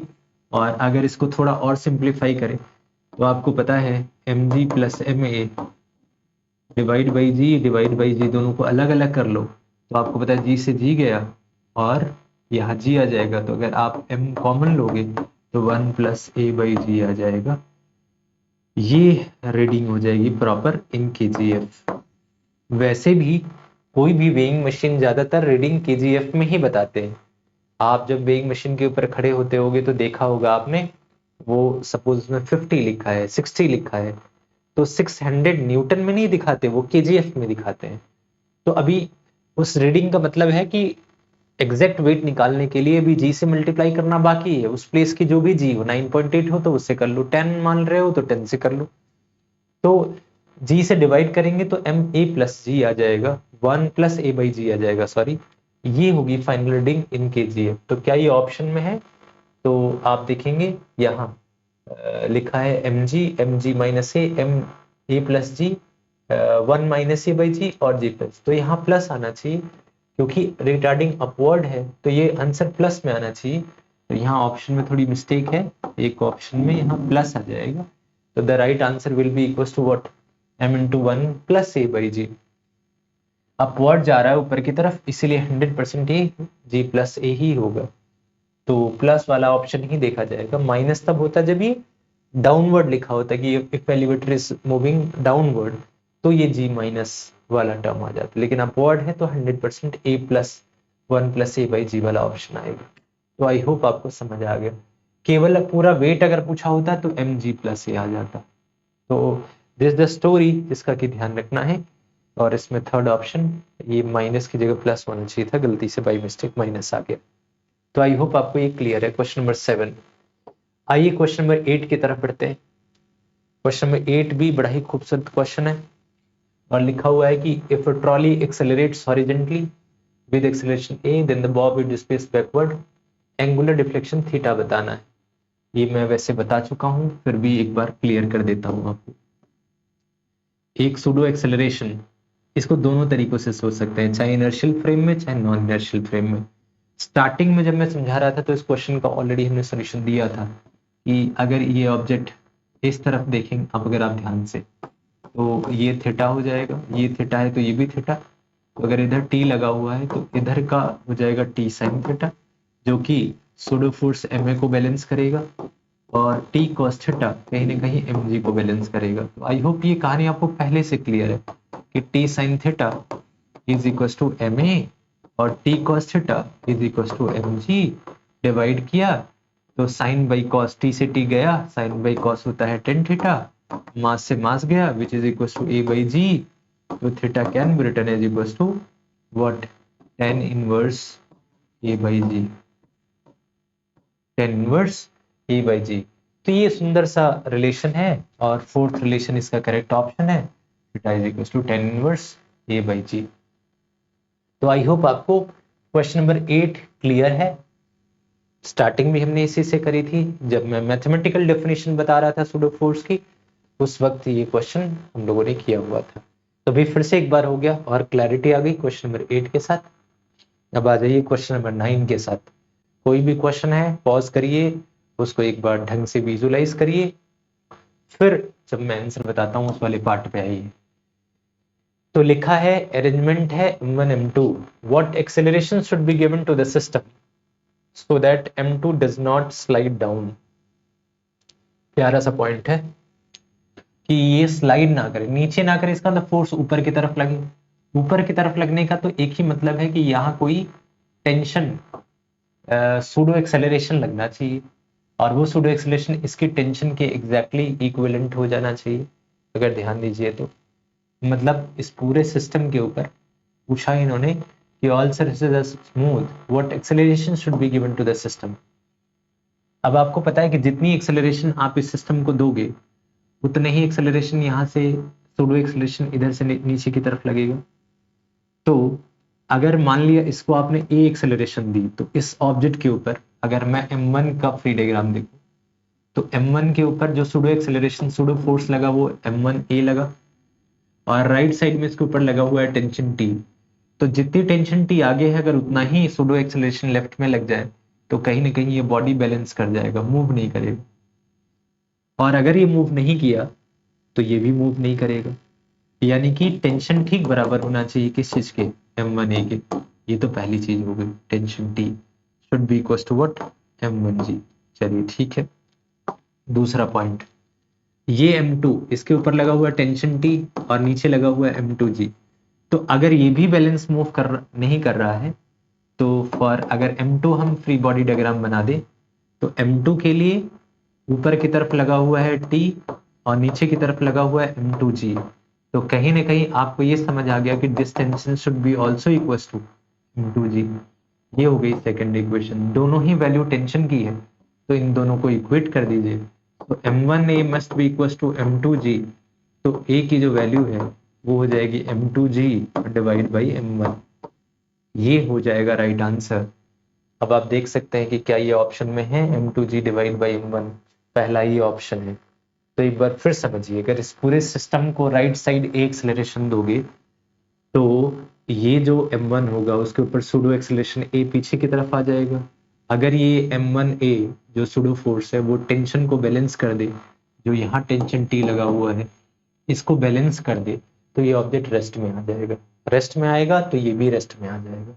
तो दोनों को लिंक किया, सॉल्व किया और निकाल लिया। तो ये छोटा सा पार्ट था जिसको हम लोगों ने देखा। सॉरी। तो आई होप कि आपको अच्छे से क्लियर हुआ कि ओवरऑल स्टोरी क्या है। दोनों को लिंक किया और सॉरी आसानी से हमने इसको निकाल लिया। तो ये क्वेश्चन नंबर 9 हुआ। आइए नेक्स्ट क्वेश्चन की तरफ बढ़ते हैं। क्वेश्चन नंबर 10, ये भी काफी पॉपुलर क्वेश्चन है कि एक कार्ट है और उस कार्ट के ऊपर एक ऐसे मास बॉडी इससे चिपकी हुई है और यहाँ फ्रिक्शन है। यहाँ का जो म्यू दे रखा है, the friction coefficient between the block so that the block does not, अच्छा म्यू ही निकालना है, mu is equal to question mark. तो इन दोनों ऑब्जेक्ट के बीच में जो म्यू है वो ही फाइंड आउट करना है कि वो म्यू कितना हो जिससे कि ये गिरे नहीं। बड़ी अजीब बात है, अगर गिरे नहीं, इसका थोड़ा सेंस समझिए। क्या ऐसा पॉसिबल है कि एक ऑब्जेक्ट को ऐसे चिपकाया वो गिरे नहीं? हाँ पॉसिबल है। अगर ये पूरा सिस्टम ए एक्सेलरेशन से आगे जा रहा है तो क्या ये सूडो एक्सेलरेशन ए से इससे दबाएगा नहीं अंदर की तरफ, मतलब वो इनर्शिया की वजह से यही रहना चाहेगा तो वो इधर की तरफ दबाएगा इसको अंदर से। जैसे ही दबाएगा वैसे ही एक नॉर्मल रिएक्शन प्रोड्यूस होगा और फिर यहाँ से कहीं ना कहीं फ्रिक्शन लगना शुरू होगा, क्योंकि जब दो सरफेस आपस में एक दूसरे को दबाती हैं फिर अगर ये फिसलना चाहेगा तो फ्रिक्शन इसे रोक देगा। तो सोचिए ये कब नहीं फिसलेगा। अगर आप कारण सोचें कि आखिर इस ना फिसलने की कंडीशन क्या होगी तो आप बड़ी आसानी से कह सकते हैं कि अब ये नीचे फिसलेगा तो फ्रिक्शन ऊपर लगेगा। तो अगर ये फ्रिक्शन इस ऑब्जेक्ट के वेट के बराबर हो जाए तो ये ऑब्जेक्ट फिसलेगा नहीं नीचे। तो टू अवॉइड स्लिप क्या होना चाहिए, friction should be equal to mg। इतना तो आपको क्लियर है। तो फ्रिक्शन क्या होना चाहिए, mg के बराबर होना चाहिए। अब फ्रिक्शन का फॉर्मूला आपको पहले से पता है, mu times of n should be equal to mg। और नॉर्मल रिएक्शन यहाँ क्या होगा, नॉर्मल रिएक्शन का मतलब फोर्स कितना लग रहा है, मास और इनटू सूडो एक्सेलरेशन a यानी ma should be equal to mg। Mass से मास गया तो म्यू का फॉर्मूला कितना हो जाएगा, अगर म्यू का फॉर्मूला देखिए तो g बाई ए सिंपली आ जाएगा, g बाई ए। यानी कि म्यू इज इक्वल टू कितना हो जाएगा, g की वैल्यू 10 ले लीजिए और एक्सेलरेशन a देख लीजिए सिस्टम का कितना है 20, तो 10 बाई 20 यानी 1/2 का मतलब म्यू की वैल्यू हो जाएगी 0.5। ये वैल्यू आ गई किसकी, म्यू की। तो एक बार फिर से समझ लीजिए, अगर ये ऑब्जेक्ट बैलेंस में है, इसका मतलब इस सरफेस का लगने वाला फ्रिक्शन उसके वेट को बैलेंस कर रहा है।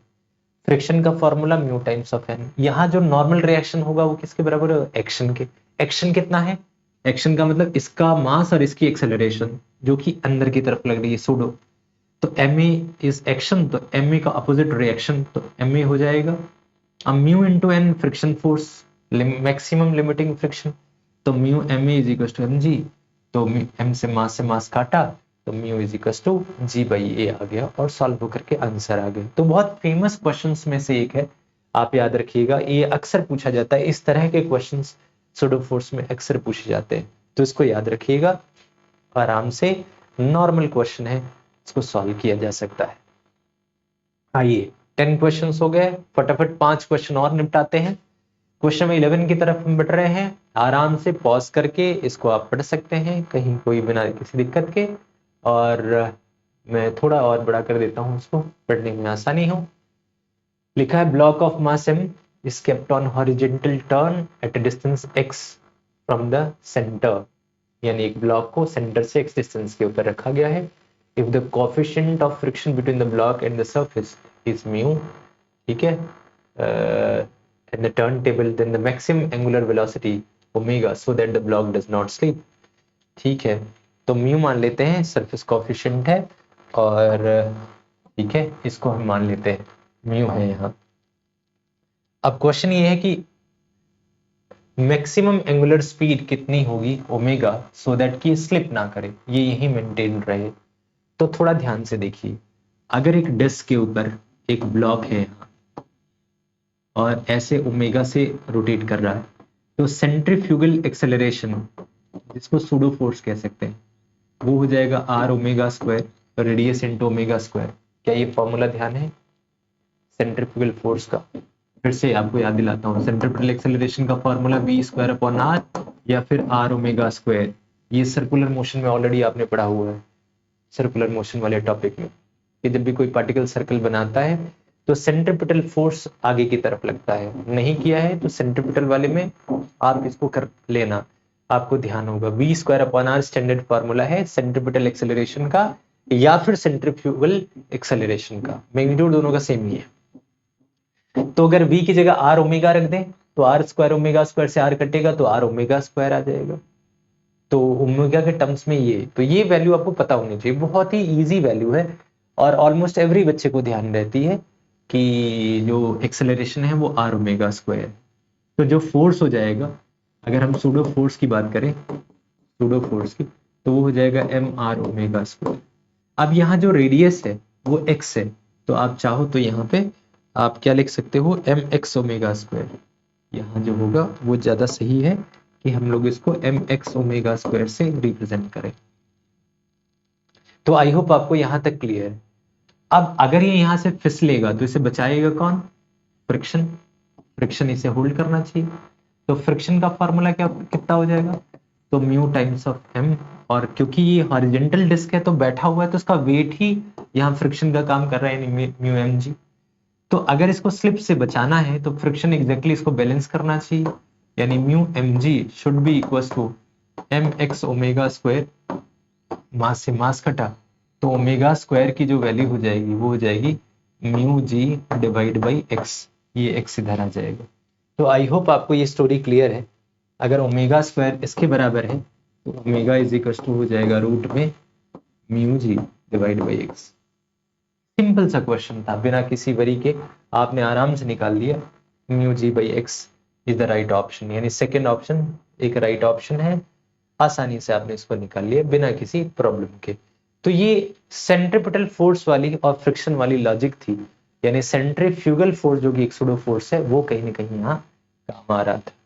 तो this is whole about question number 11। So question number 11 के बाद क्वेश्चन नंबर 12 को देखने का वक्त है, और क्वेश्चन नंबर 12 में आप देखेंगे इसमें लिखा हुआ है in this arrangement all surfaces and the pulley are frictionless है सारे surface, and pulley and string are ideal. The maximum value of F so that the block remains at rest with respect to range, यानी जहां ये है exact वही हो, पूरा system आगे बढ़ रहा है, ये आगे नहीं बढ़ रहा हो, मतलब ये यहां है तो यही है। तो एफ की वैल्यू निकालनी है कि मैक्सिमम वैल्यू ऑफ एफ कितना होना चाहिए। तो आप इसको पॉज करके थोड़ा दिमाग लगाइए, उसके बाद फिर हम लोग इसकी चर्चा शुरू करते हैं। तो उम्मीद करता हूं कि आपने इसको देखा होगा, नहीं देखा तो कोई बात नहीं, मेरे साथ देखिए। आप ध्यान दीजिए, तो ये जो ऑब्जेक्ट है इसका कहीं ना कहीं वेट का कुछ कंपोनेंट इधर लगा होगा, तो ये नीचे जाएगा, इसके भी आगे ले आएगा इसके रिस्पेक्ट में। लेकिन अगर ऐसा हो कि कोई ऊपर फोर्स लग रहा हो जो इसको बैलेंस कर जाए, अब ऊपर कौन लग रहा होगा, जाहिर सी बात है स्ट्रिंग के अंदर एक टेंशन टी लगी होगी, वो कहीं ना कहीं इसको बैलेंस कर जाए। अगर ये भाई साहब इसके इन्फ्लुएंस में टेंशन टी की वजह से नीचे जाना चाह रहे हैं, तो अगर अपोजिट में कोई फोर्स लगेगा तभी तो ये यहीं यहीं इसी पोजीशन में फिक्स रहेंगे। अब इस तरफ तो एक ही फोर्स लग सकता है, और वो कौन सा है, सूडो फोर्स। वो भी कब लगेगा, जब इस बॉडी को एफ फोर्स से हिट किया जाएगा और ये एक सर्टेन एक्सेलरेशन से आगे बढ़ेगा। मान लेते हैं कि ये सिस्टम ए एक्सेलरेशन से आगे बढ़ रहा है, ऐसा मान लेते हैं। तो ये वाला ब्लॉक ए एक्सेलरेशन के साथ राइट में जाएगा, मतलब देखा जाए तो सूडो एक्सेलरेशन जो हो जाएगा वो कहीं ना कहीं ए के बराबर है। तो जो फोर्स इसे आगे ले जा रहा है वो है टेंशन टी, और जो इसे पीछे की तरफ लग रहा है वो है ए एक्सेलरेशन, ए सूडो एक्सेलरेशन ए। तो अगर सूडो फोर्स और टेंशन आपस में बराबर हो जाए तो क्या ये यहीं का यहीं रह जाएगा। तो सबसे पहले तो इसके बारे में अबाउट अपर ब्लॉक अगर हम देखें, अबाउट अपर ब्लॉक जो सबसे ऊपर वाला ब्लॉक है इसके बारे में, तो टू बिकम इक्विलिब्रियम जो फोर्स सूडो फोर्स है एफ पी एस, वो कहीं ना कहीं टेंशन के बराबर होना चाहिए। अब सूडो फोर्स का फॉर्मूला का मैग्नीट्यूड आप जानते हो, मास और एक्सेलरेशन ऑफ द ऑब्जेक्ट। तो ये तो हो गया क्वेश्चन नंबर 1, बिना किसी दिक्कत के आपको आइडिया मिल गया कि टेंशन जो होगा वो एम के बराबर हो जाएगा। क्वेश्चन नंबर 1 क्लियर है। अब आ जाइए सेकेंड ब्लॉक के बारे में, ठीक है, अबाउट सेकेंड ब्लॉक। तो इसमें एक टेक्निकलिटी है, थोड़ा इसको ध्यान रखना है। अगर ये यहीं रेस्ट पे रहे तो इसका एक कंपोनेंट वेट नीचे काम कर रहा होगा जिसको हम कहेंगे mg sin 30। तो आपके दिमाग में ये बात काम कर सकती है कि अगर ये टेंशन इसको बैलेंस कर जाएगा तो ना ही ऊपर जाएगा ना ही नीचे, और t is equal to mg sin theta equate करके आंसर निकाल देंगे। हो सकता है आंसर ऑप्शन में से मैच भी कर जाए, पर आपको एक बात ध्यान रखनी है, अक्सर एक गड़बड़ी होती है। अगर मैं इस ब्लॉक की बात कर रहा हूं जिसके ऊपर टेंशन टी लगा हुआ है, नीचे mg sin 30 लगा हुआ है, तो क्या यहां सिर्फ यही दोनों फोर्स लगे हैं या कोई और भी, तो आपको इसका ध्यान देना है। अगर ये पूरा सिस्टम ए से आगे जा रहा है तो इसके ऊपर भी तो एक सूडो एक्सेलरेशन ए आगे की तरफ लगा होगा। अगर ये ए आगे की तरफ लगा हुआ है तो कहीं ना कहीं इस ए का एक कंपोनेंट, अगर ये थीटा है 30 डिग्री, तो इसका भी एक component theta which is equal to 30 degree, उसका भी एक कंपोनेंट इधर लगा होगा a cos 30 डिग्री। ये ही इंटरेस्टिंग फैक्ट है जिसका कि आपको ध्यान रखना है, a cos 30 डिग्री। मैं इसको फिर से लिख देता हूं, a cos 30 degree, pseudo acceleration का कंपोनेंट इधर की तरफ। अब ये बात बिल्कुल अलग है, थोड़ा सोचने वाली है। ऐसा नहीं कि सिर्फ टेंशन ही लगा है, सूडो फोर्स का कंपोनेंट भी तो इधर लगा हुआ है, इधर तो जा नहीं सकता, ऑब्वियस है वो उधर फिसलेगा ऊपर की तरफ। इसका मतलब जो ये mg sin थीटा है वो अब सिर्फ टेंशन को बैलेंस नहीं कर रहा है, यहां जो mg sin 30 डिग्री है वो अब दो चीजों को बैलेंस कर रहा है, टेंशन को और प्लस सूडो फोर्स के कंपोनेंट ma cos 30 को। ये होगी इसका इंटरेस्टिंग फैक्ट, यही बात आपको ध्यान यहां रखने की है। तो ऐसे में अगर टेंशन t की वैल्यू पूछी जाए तो आप कह सकते हैं mg sin 30 की सीधी वैल्यू रख देता हूं कितनी, 1/2, और माइनस ये चीज इधर आके माइनस में आ जाएगी, ma इंटू √3/2, cos 30 की वैल्यू हो जाएगी √3/2। ये हो गई इक्वेशन नंबर 2 टेंशन की वैल्यू। तो फर्स्ट ब्लॉक में जो टेंशन था वो ma के बराबर है, सेकेंड ब्लॉक में जो टेंशन है वो दिस मच वैल्यू के बराबर है। दोनों ही वैल्यू टेंशन की है, तो अगर दोनों को इक्वेट कर दिया जाए, इक्वेशन 1 विद 2 अगर दोनों को इक्वेट करोगे तो M A can be written as equal to M G by 2 और minus M A into root 3 by 2, M A into what root 3 by 2। अब आप इसको फर्दर सॉल्व कर सकते हैं आसानी के साथ। कैसे? एम ए को इधर ले आइए, तो एम ए कॉमन ले लीजिए, तो 1 प्लस माइनस का टर्म राइट साइड में आके प्लस में हो जाएगा, रूट 3 बाई 2 और is equal to M G by 2। कहीं ना कहीं अगर आप आगे फर्दर और सॉल्व करते हैं तो मास से मास कैंसिल आउट हो जाएगा, a 2 plus root 3 divide by 2, इसको सॉल्व करिए और is equal to g by 2, तो 2 से 2 गया, तो a can be written as equal to g divide by 2 plus root 3। ये एक्सेलरेशन की वैल्यू आ गई। यानी कि अगर थोड़ा और सॉल्व कर सकते हैं तो जी डिवाइड बाई 2 प्लस 1.71, यानी एक्सेलरेशन ए की वैल्यू हो जाएगी जी डिवाइड बाई 3.71। ये वैल्यू एक्सेलरेशन की आ गई। अब पूछा क्या है आपसे? पूछा है force, minimum value of force. तो फोर्स का फॉर्मूला आप जानते हैं, टोटल सिस्टम का मास इनटू एक्सेलरेशन। अब टोटल सिस्टम का मास कितना है? 3m, m 4m और प्लस 1 5m, ये टोटल सिस्टम का मास हो जाएगा। तो अगर फोर्स की वैल्यू निकालनी है तो मास टोटल इनटू एक्सेलरेशन, मास है 5m और एक्सेलरेशन है g डिवाइड बाई 3.71। तो अगर फोर्स की वैल्यू देखा जाए तो 5.371 अप्रॉक्स 1.3 के आसपास आ जाएगा, 1.3 mg के आसपास का ऑप्शन यहाँ आएगा। तो इसमें अगर ओवरऑल देखें तो जो टेक्निकल पॉइंट था वो इस सेकंड वाले के बारे में था। फर्स्ट वाला तो आसान था, सेकंड पार्ट को आपको समझना जरूरी है कि सूडो फोर्स इधर, तो उसका कंपोनेंट लेना मत भूलिएगा आप, अदरवाइज ये गलती हो सकती है। 1.3 के आसपास का ऑप्शन, ऑप्शन नंबर 1 ये करेक्ट ऑप्शन है जिसको कि आपको चूज करना है। तो ये हुआ क्वेश्चन नंबर 12, काफी इंटरेस्टिंग। 3 और क्वेश्चंस बचे हुए हैं, आइए वन बाय वन हम आगे बढ़ते हैं।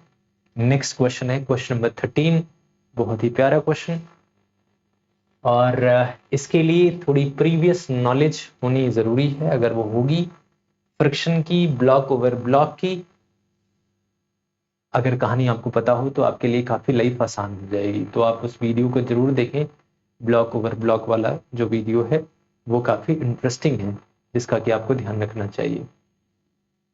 तो क्वेश्चन नंबर 13 में लिखा हुआ है 2 blocks A and B of masses MA and MB, 1 kg and 3 kg kept on the table as shown in the figure. The coefficient of friction between A and B is 0.2 and the block between this is, दे रखा है दोनों के बीच का coefficient of friction। तो A B 0.2 है, B and सी उसका भी 0.2 है, मतलब दोनों सरफेसेस के बीच का जो वैल्यू है म्यू दैट इज 0.2। अच्छी बात है, 0.2। अब लिखा है the maximum force F that can be applied on B so that block A does not slide over B. तो आई होप आपको ये कहानी समझ आ गई। मैं इसको हटा देता हूं। अब आप ये तो समझिए कि यहाँ भी 0.2 है और यहाँ भी 0.2 है। एफ कितना होगा? So that block does not slide over B, यानी ए बी के ऊपर स्लाइड नहीं करेगा, वहीं रहेगा, मेंटेन रहेगा। तो इस क्वेश्चन को आसानी से किया जा सकता है। आप पॉज करके एक बार इसका खुद से आइडिया ले सकते हैं। फिर भी अगर आपने उसको देख लिया हो तो अब दोबारा मेरे साथ आइए, देखिए। अभी आपको एक बात तो समझ आ गई कि सरफेस, सबसे पहले तो सरफेस है, सरफेस के ऊपर एक ब्लॉक बी है, ब्लॉक बी का मास है 3 kg और इसके ऊपर ब्लॉक ए है जिसका मास है 1 kg, और इसके ऊपर हमें क्या लगाना है? फोर्स लगाना है। अब पूछा ये गया है कि मैक्सिमम फोर्स बताओ so that does not slide over. देखिए, इससे पहले हमने ये पढ़ा हुआ है कि दो ब्लॉक के बीच में जब फ्रिक्शन होता है और यहां फ्रिक्शन नहीं होता, तो उस वक्त अगर यहां जो फोर्स है एफ मिनिमम, वो निकालने का तरीका था mu m1 plus m2 times of g. ये एफ मिनिमम का फॉर्मूला है। जो ब्लॉक ओवर ब्लॉक वाली वीडियोस में आपको बताया गया है कि जब ये स्मूथ होगा उस वक्त एफ मिनिमम जो होना चाहिए, जो दोनों को साथ चलाने के लिए, वो इतना होना चाहिए। अगर मैं इसको कैलकुलेट करूं तो 0.2 का मतलब 2/10 यहां लिखा जा सकता है। कितना? 2/10। और m1 प्लस m2 हो जाएगा 3 + 1 4, और इंटू जी का मतलब 10। तो 10 से 10 गया, 8 न्यूटन का वो फोर्स होना चाहिए मिनिमम, 8 न्यूटन मिनिमम होनी चाहिए, जिससे कि ये दोनों साथ चलेंगे। लेकिन कब? जब ये सरफेस स्मूथ हो। लेकिन यहाँ ये सरफेस स्मूथ तो नहीं है। यहाँ जैसे ही आगे बढ़ेगा यहाँ भी एक फ्रिक्शन लगा हुआ है। तो हमें एनी हाउ जो फोर्स अप्लाई करना है उसमें से अगर हम फ्रिक्शन माइनस करके जो इफेक्टिव फोर्स है वो मिनिमम 8 न्यूटन हो तो ये साथ साथ चलेंगे। उसी केस को क्लब कर देते हैं। अब आपको पता है कि जब फोर्स आप लगाओगे तो उसमें से कुछ फ्रिक्शन है। ये फोर्स यहाँ इसके ऊपर लगने वाला जो नेट फोर्स होना चाहिए टू मूव टुगेदर, एक बात समझिए, टू मूव टुगेदर जो नेट फोर्स होना चाहिए वो कितना होना चाहिए? F net should be equal to 8 newton. अब आपको पता है कि जब ये ब्लॉक एक दोनों को अगर सिंगल बॉडी मानो तो उसके ऊपर नेट फोर्स 8 न्यूटन होना चाहिए। अब एफ नेट का फॉर्मूला क्या है? यहां से लगा एफ है और उसको फ्रिक्शन कुछ अपोज कर रहा है, तो एफ नेट कितना होना चाहिए? 8 न्यूटन। तो 8 should be equal to F minus friction. तो जो एफ की वैल्यू होनी चाहिए वो 8 प्लस फ्रिक्शन के बराबर होना चाहिए। फ्रिक्शन कौन सा फ्रिक्शन? जो यहां लगा हुआ है, ब्लॉक और सरफेस के बीच वाला फ्रिक्शन। अब ब्लॉक और सरफेस के बीच वाला फ्रिक्शन अगर आपसे पूछा जाए तो आप कहोगे mu M G. Mu M G, mu का मतलब 2/10 इंटू जी का मतलब 10, और मास कितना? तो ये पूरे सिस्टम का वेट यहाँ इसको दबा रहा होगा तो इस पूरे का मास काउंट किया जाएगा। तो 3 + 1 4, तो यहाँ हो जाएगा 4। 10 से 10 कटा। एक बार फिर से समझिए, मैं यहाँ की फ्रिक्शन की बात कर रहा हूँ। 3 + 1 kg यानी 4 kg। 4 kg एंटायर इसके ऊपर वेट पुट अप कर रहा होगा। तो 4 और 2 8, यानी जो फ्रिक्शन की वैल्यू हो जाएगी वो कितनी हो जाएगी? 8 न्यूटन। तो अगर इस 8 को यहाँ ऐड करें तो फ्रिक्शन की वैल्यू 8 + 8 यानी कि 16 न्यूटन। नॉट फ्रिक्शन, जो अप्लाइड फोर्स है वो कितना होना चाहिए? This must be equal to, applied force must be equal to 16 newton is the right answer. तो अब यहाँ लॉजिक ये है कि मैंने क्लब किया है। कौन सी लॉजिक को? कि जब नीचे वाला सरफेस स्मूथ है, ये दोनों मूव कर रहे हैं, तो उसमें जो फोर्स चाहिए वो 8 चाहिए साथ मूव करने के लिए। कौन से फॉर्मूले से? ये वाला फॉर्मूला है। ये ब्लॉक ओवर ब्लॉक का केस मैंने कराया हुआ है, जाकर के वीडियो आप देख सकते हैं। तो mu m1 + m2 times of g, ये मिनिमम है 8 न्यूटन। यानी इन दोनों को साथ चलने के लिए जो इफेक्टिव फोर्सेस के ऊपर चाहिए वो 8 चाहिए। अब ये 8, यहां भी कुछ फ्रिक्शन अगर है तो F applied force minus friction की वैल्यू 8 होनी चाहिए। तो उससे एफ की वैल्यू 8 + एफ आ गई 16 न्यूटन। ऑप्शन में आप देखेंगे third option is the correct option, ये सही होना चाहिए। तो आई होप आपको ये कहानी क्लियर है बहुत अच्छे तरीके से। ये क्वेश्चन नंबर 13 था, बहुत प्यारा सा केस है। आई होप आपको क्लियर है। आइए नेक्स्ट क्वेश्चन की तरफ बढ़ते हैं। ओके, तो आई होप आपको स्टोरी बहुत अच्छे से क्लियर है। तो इसमें ब्लॉक ओवर ब्लॉक एक नई बात थी, वो आपको एक बार देखनी पड़ेगी, उससे ये वाला फॉर्मूला क्लियर होगा जो हमने यहाँ लगाया हुआ है। ये वाला फॉर्मूला एफ मिनिमम जो चाहिए, जो इफेक्टिव फोर्सेस के ऊपर चाहिए, वो वाला केस एक नया है, तो वो आप देख लीजिएगा। उससे बाकी सब चीजें आसान हो जाएंगी। चलिए नेक्स्ट आइए, एक क्वेश्चन और है। लिखा है ways of mass am making angle theta with horizontal, ठीक है, and the wedge is placed on horizontal frictionless surface. Small block of mass m is placed on inclined plane. What force must be applied to the wedge so that the force of friction between the block and wedge is zero? अच्छा, force of friction zero होना चाहिए।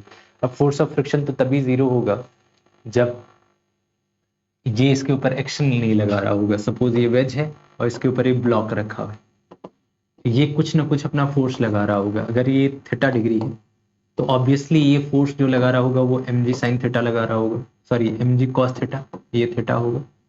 तो क्या हो जाएगा? mg cos theta. ये बात आपको क्लियर होनी चाहिए।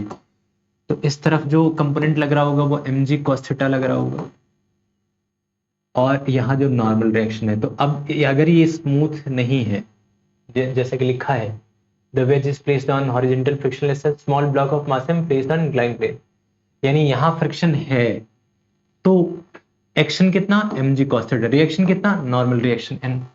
तो अगर एक्शन है तो रिएक्शन भी होगा और फ्रिक्शन तो लगेगा ही लगेगा। अब ये कहना चाह रहे हैं कि इन दोनों के बीच में फ्रिक्शन काम ही ना करे, इसका मतलब तो यही है कि ये जो नॉर्मल रिएक्शन सरफेस लगा रहा है वो लगा ही ना पाए, लगा ही ना पाए। ये कब पॉसिबल है? जब ये ऑब्जेक्ट मान लो सर्टेन एक्सेलरेशन ए से जाने लग जाए, और जिस एक्सेलरेशन से ए से दबा रहा है उसी एक्सेलरेशन से अगर इसका कंपोनेंट इधर मूव करने लग जाए, रुकेगा तब तो लगाएगा, अपोजिट होगा तब तो लगाएगा। मान लो mg sin थीटा से लगा रहा है और ये उसी एक्सेलरेशन से गिरने लग जाए, तो कोई रिएक्शन रखेगा क्या? जैसे मैं जिस सरफेस पे खड़ा हूं, मेरा वेट mg नीचे लगा है, अगर सरफेस भी mg से नीचे गिरने लग जाए तब वो कोई रिएक्शन लगाएगा क्या मेरे ऊपर? नहीं, मैं भी गिरूंगा, वो भी गिरेगा साथ साथ, जी से। जिस एक्सेलरेशन से मैं हूं अगर उसी से मेरा सरफेस भी गिरने लग जाए तो मेरे को वेटलेसनेस लगेगा, घबराहट होने लग जाएगी, मेरी बॉडी पे नॉर्मल रिएक्शन ही नहीं लगेगा। ये ध्यान देने वाली बात है। तो अगर कल को ए इधर लगता है, मान लो ये थीटा है, आप थोड़ा ध्यान दीजिए, मैं ये कहना चाह रहा हूं कि अगर ये थीटा है, ये थीटा है, तो ऑब्वियस है ये भी थीटा होगा, करस्पॉन्डिंग एंगल। तो अगर ए से ये ब्लॉक आगे चल रहा है, ये ब्लॉक ए से आगे चल रहा है, तो इसका एक कंपोनेंट होगा ए कॉस थीटा और इस तरफ कंपोनेंट होगा ए साइन थीटा। ये इंटरेस्टिंग फैक्ट है। तो अगर ए sine theta G cos theta के ठीक बराबर हो जाए, आप समझ रहे हैं, ए कॉस थीटा किसके बराबर? For normal reaction to be zero, normal reaction to be zero क्या होना चाहिए? एम जी या जी cos theta should be equals to what?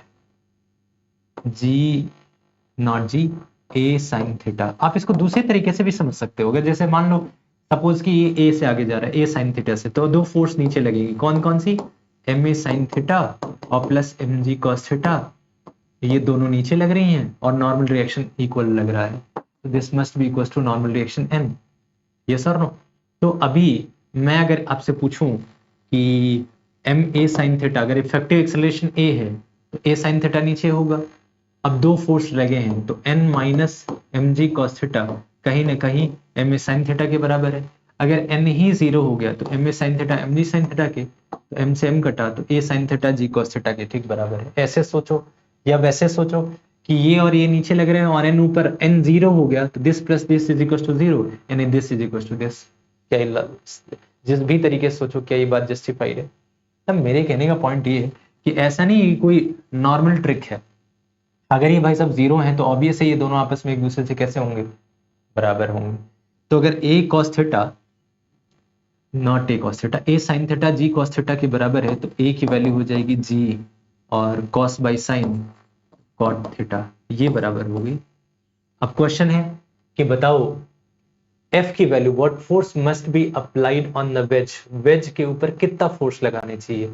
तो वेज F इस मास को मूव करा रहा है, ये तो नहीं मूव कर रहा है, मूव तो ये कर रहा है, तो फोर्स का फॉर्मूला क्या हो जाएगा? Capital M। हमें तो केवल वेज को मूव कराना है, वो तो ऊपर से चिपका हुआ है, वो साथ ही नीचे आएगा और रिएक्शन जीरो होना चाहिए, एकदम हल्का हो जाना चाहिए वो, यानी वो बेसिकली mg sin थीटा से इधर जाएगा तो उसको नेचुरली फॉल होने दो, टच ना करे, कोई असर ना डाले, तो इसका मतलब हमारा फोर्स सिर्फ इस कैपिटल M को मूव करा रहा होगा, तो कैपिटल M की एक्सेलरेशन इतनी होनी चाहिए, एम ए का मतलब एम जी कॉट थीटा होनी चाहिए, एम जी कॉट थीटा, ये जो है should be the right option.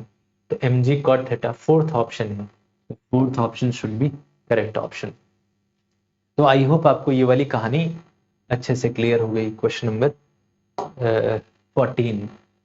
अब लास्ट क्वेश्चन की तरफ बढ़ते हैं। This question is about question number 15।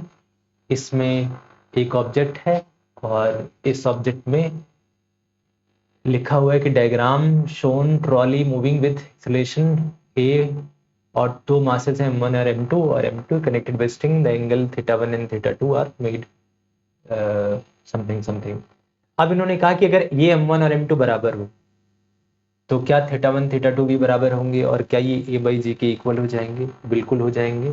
अगर ये m1 और m2 बराबर हुए तो इसका मतलब जो अप्लाइड फोर्सेस हैं डाउनवर्ड, इसका मतलब इधर भी m और अगर यहाँ भी m, तो कोई किसी से ज्यादा मास का नहीं है, तो ये इक्विलिब्रियम स्टेट है।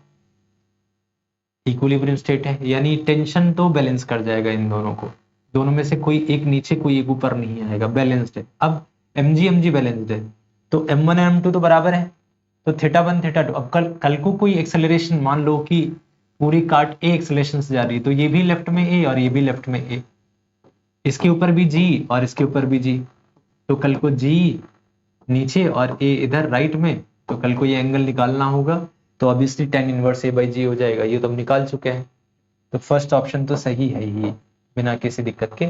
फर्स्ट ऑप्शन तो बिल्कुल करेक्ट ऑप्शन है बिना किसी दिक्कत के। जरा सेकेंड ऑप्शन पे विचार कीजिए और देखिए कि सेकेंड ऑप्शन क्या कह रहा है। सेकेंड ऑप्शन में अगर आप देखेंगे तो लिखा है tension in string is equal to mg। ये टेंशन T है और ये ऑब्जेक्ट ऐसे है, तो mg तो नीचे लगा हुआ है, टेंशन T ऐसे लगा हुआ है, ऑब्जेक्ट a एक्सेलरेशन से इधर जा रहा है, तो फोर्स अगर देखें तो m में होगा। तो जो ये टेंशन T होगा क्या वो ठीक बराबर होगा, क्योंकि ये दोनों फोर्सेस राइट एंगल पे लगे हुए हैं, तो क्या हम लिख सकते हैं mg का होल स्क्वायर और प्लस ma का होल स्क्वायर। आप देख रहे हैं इस टेंशन को, आप फिर से एक बार समझिए। अगर आप ध्यान दीजिए किसी भी एक ब्लॉक के ऊपर, तो ब्लॉक के ऊपर mg नीचे और सोडो फोर्स ma इधर, और इन दोनों को बैलेंस कौन कर रहा है? Tension T। तो टेंशन T इन दोनों के रिजल्टेंट के बराबर होगा ना, ऐसा तो हो ही नहीं सकता कि वो टेंशन सिर्फ mg के बराबर हो जाए। तो सेकंड ऑप्शन तो गलत हो गया, टेंशन स्ट्रिंग mg के बराबर नहीं हो सकता। थर्ड ऑप्शन का है theta 1 is not equal to theta 2, ये भी गलत है, दोनों मास अगर सेम है तो एंगल ऑब्वियसली इक्वल होगा। तीसरा, force applied by each string on pulley, force applied by each string on pulley, यानी force applied by each string on pulley को कहते हैं tension T should be equal to m under root of a square plus b square. हाँ बिल्कुल सही बात है, अगर आप यहाँ टेंशन को m स्क्वायर को बाहर ले ले m आ जाएगा, अंदर बचेगा g square plus a square. तो यही तो है नेट फोर्स, यानी कि tension, force applied bye string on the, लिखा है ना ऑन द पुली, तो जितनी टेंशन होगी उतनी ही तो पुली के ऊपर भी हर एक स्ट्रिंग ने लगा रखी होगी, तो इसकी वैल्यू भी सेम ही हो जाएगी, तो फोर्थ ऑप्शन भी एक करेक्ट ऑप्शन हो जाएगा। तो आई होप आपको ये क्वेश्चन भी बहुत आसानी से समझ आया, कोई बहुत खास क्वेश्चन नहीं था, बस इसमें 2-3 बातें पूछी थी, ये भी मल्टीपल चॉइस क्वेश्चन बेस्ड था। तो उम्मीद करता हूं कि आपको ये 15 के 15 एग्जाम्पल्स बहुत अच्छे से क्लियर हुए, सारी बातें कहीं ना कहीं समझ आई। किसी पर्टिकुलर न्यूमेरिकल में कोई प्रॉब्लम होगी तो आप मुझे व्हाट्सएप भी कर सकते हैं, आपके पास नंबर है, और पर्सनली भी कोई चीज़ अगर दिक्कत कर रही होगी तो आप पूछ सकते हैं। तो उम्मीद करता हूँ आपको सुडो फोर्स अच्छे से समझ आई, तो एंजॉय करिए ऐसे ही लेक्चर्स जितना पॉसिबल होगा, मैं भी धीरे धीरे ग्रेजुअली अपलोड करता रहूँगा। तो आप अच्छे से पढ़ाई करिए, अपना ध्यान रखिए और अच्छी मेहनत करिए प्यारे बच्चों। Bye bye, take care.